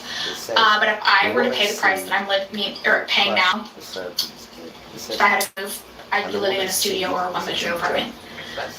It's just absolutely ridiculous how much everything is. And so I grew up here. I know San Diego's always been expensive. Like, it's always been really pricey. I get that, but it's just to a point now where it's like, you cannot sustain living here. My parents had a house in Escondido when I was growing up, and it was a very nice house. They were blue collar workers, both of them were. Tell me why the mortgage was less than what I'm paying now for my house. That is a third of the size and a way less nice area. Show them.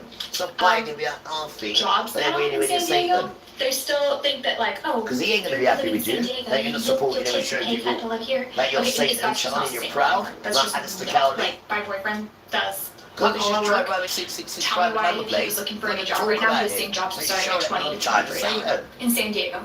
That needs like experience. Part-time thing, like, it wasn't just like starting like that. Was like jobs that need 5 years experience. You're gonna hurt vulnerable children, but when it comes to the real children, you don't want to come and play. Why not? Work in corporate, Want someone to they play target with? you, but they don't care about you. I was laid off 2 days after I was given a $10,000 raise. And also I was working on this big project that we were soon to be launching.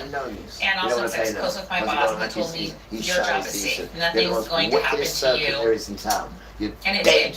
No matter what they tell you, no matter the amount of money they give you, they can let you go at any time. And it is a terrible thing that they can do that. I could never do that to somebody. Don't get me started on the friendships at work. Your friendships, people that I thought I was so close with, people that I traveled with, people that I thought were some of my best friends haven't even called to reach out, nothing. So don't put your blood, sweat, and tears into a company, into people that just aren't going to care. They don't care.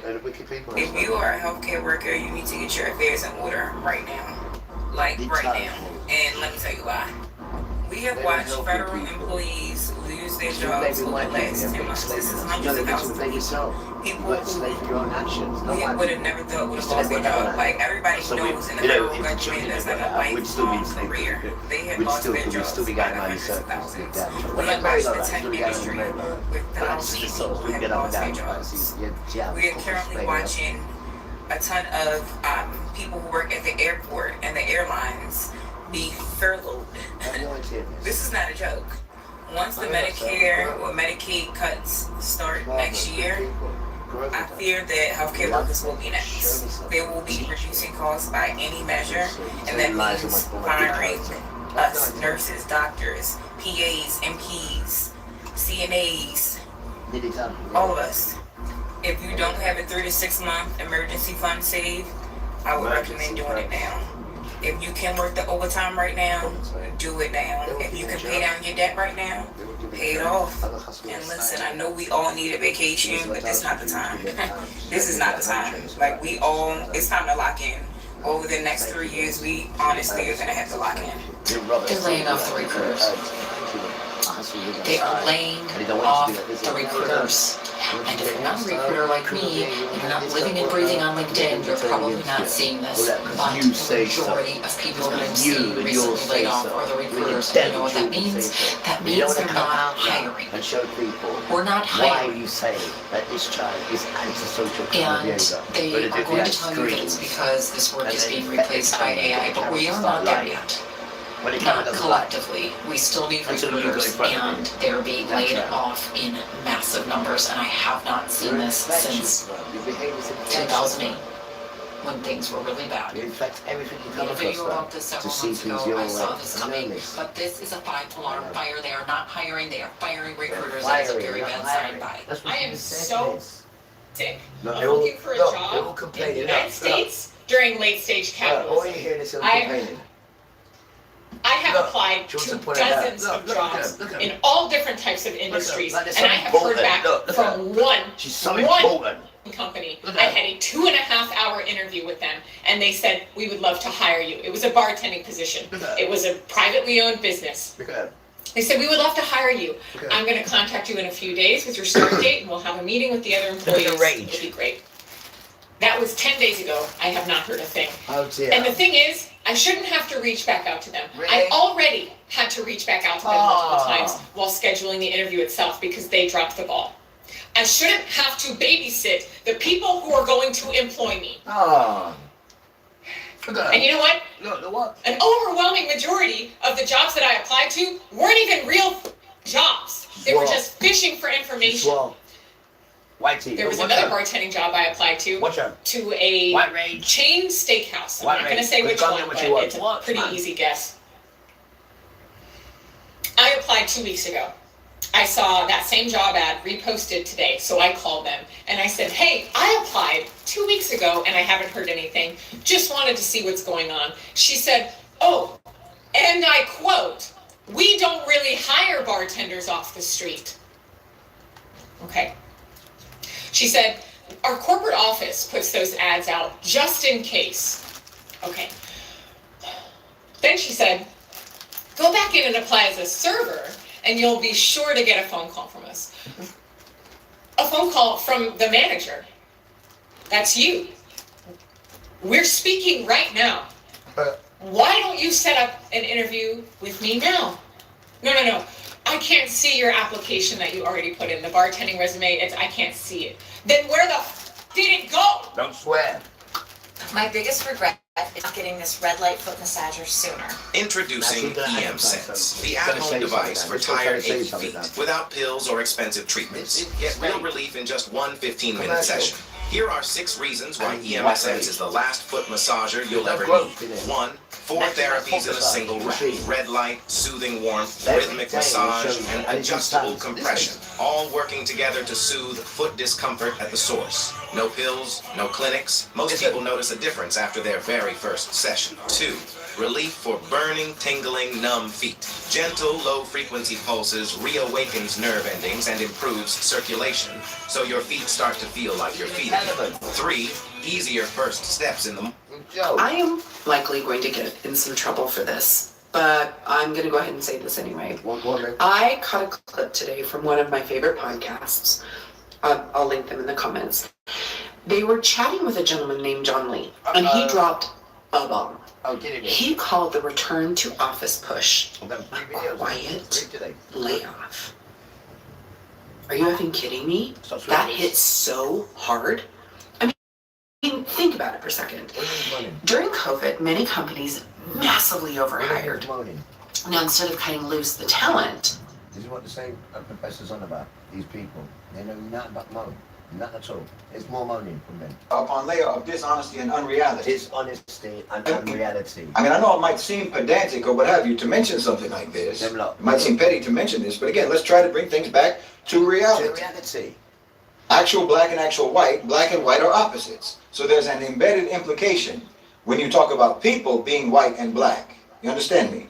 So again, I mean, I'm sorry, but this is what I mean. This is exactly what I mean. Their frameworks are layer upon layer upon layer of dishonesty and unreality.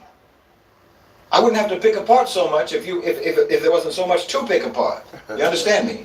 So physically, white is not a real category. Humans don't come in these colors. We're not birds or something, cats or dogs or what have you. Human beings don't come in those colors. So let's dispense with that false construction from the outstart. It's moronic.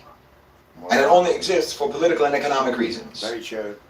For ideological functions in service to political and economic reasons. Yeah. Now again, I'll repeat, because you did invent these categories, and this method of compartmentalization and discrimination, and because your society... Hello brothers and sisters to the channel. I'm hoping that you are doing great from wherever you're watching this video from. As you know, I'm your host and presenter, Genetic Stories, and there is something that I want us to talk about. Now, this video particularly is from the Middle Nation, from Shide Bolson. And there is one thing he talks about. He talks about whiteness. And you see, the way white people view the world, they view the world in their own perspective. And that's why you understand the history, maybe black history, has always been written on the lenses of white people. And this is something that has been going on. We call it historic revisionism because they will always want to put themselves first and make you look like a person that never achieved anything big. And we all know very well that this has had devastating effects towards other group of people, because get to understand that if your history is being told in the lenses that there is nothing great you ever did, there is nothing great that your aunts ever did or your people ever did, you grow knowing up that there is nothing special about your group or your people or your race or anything. And this is one part that had destroyed black people, because people grew knowing up that black people don't have decorum, because that's how whiteness showed them.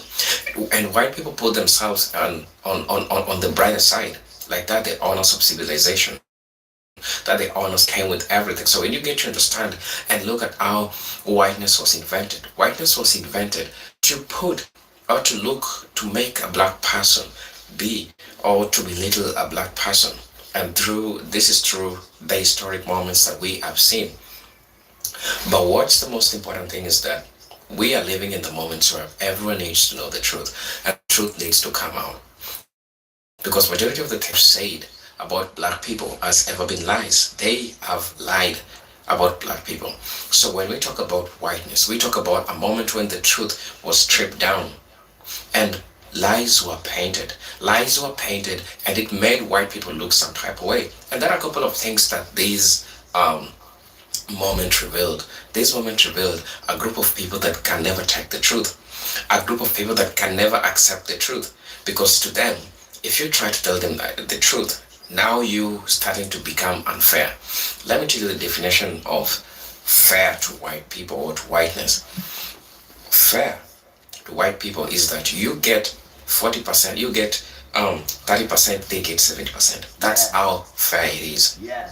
So if it doesn't benefit them, if it doesn't benefit the narrative, then that's not fair. Yeah. That's the majority of the things that they present you about civilization, about everything, about the invention and everything that they did, totally gives you the true picture of how all this should be dealt with. So brothers and sisters, I want to switch this video and then I'll be back. I'll be giving my 2 cents in regards to this. So let's switch the video, I'll be back. It actively treats people according to these categories, so-called black and so-called white. They exist as real things in these terms.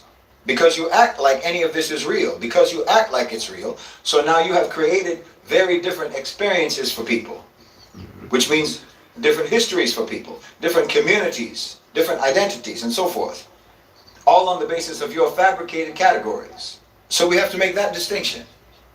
In reality, in actual reality, so-called black and so-called white do not exist among humankind. But because you treat them like they do, because you classify human beings this way, now you force this to become an experiential reality for people. You understand? Now it is an experience that people have in this world, have in their lives, in their minds, in their psyches, in their identities, all based on a completely warped and entirely unjustifiable framework. See, you created this problem for mankind. You created this problem for mankind. Yeah. Because before you created this problem, people just came from different places. And tribes. People just had different physical characteristics. People had different backgrounds, different heritage, different lineage, different cultures and so forth. Different languages, different customs, different practices, different beliefs and what have you. And human beings all around the world just acknowledge the obvious reality that people who come from different places and come from different environments and come from different climates, they have their own qualities. And generally speaking, it was inconsequential to most people how people looked. That wasn't considered a particularly interesting aspect of any home, of any folk, of any nation, of any people. I mean, do you understand? As a so-called racial category, as an identity, as a thing that means something, that's supposed to mean something about who you are and about who you're supposed to be loyal to and about what group you belong to. Yeah. The so-called concept of whiteness is only about 350, 400 years old. That's it. That's the whole lifespan of this supposedly fundamental, self-evident category of human beings. 350 years, maybe 400 years or so. I mean, in the full scope, in the full sweep of recorded human history, that's nothing. True. I mean, yes, of course, like I said, people would notice lighter or darker complexion. They would notice that for as far back as people had lighter or darker complexion and eyes to see it with. But it wasn't a source of identity. It wasn't a source of categorization or reason for categorization. And certainly not anything hierarchical. It was not a racial, so-called racial concept. Like there was no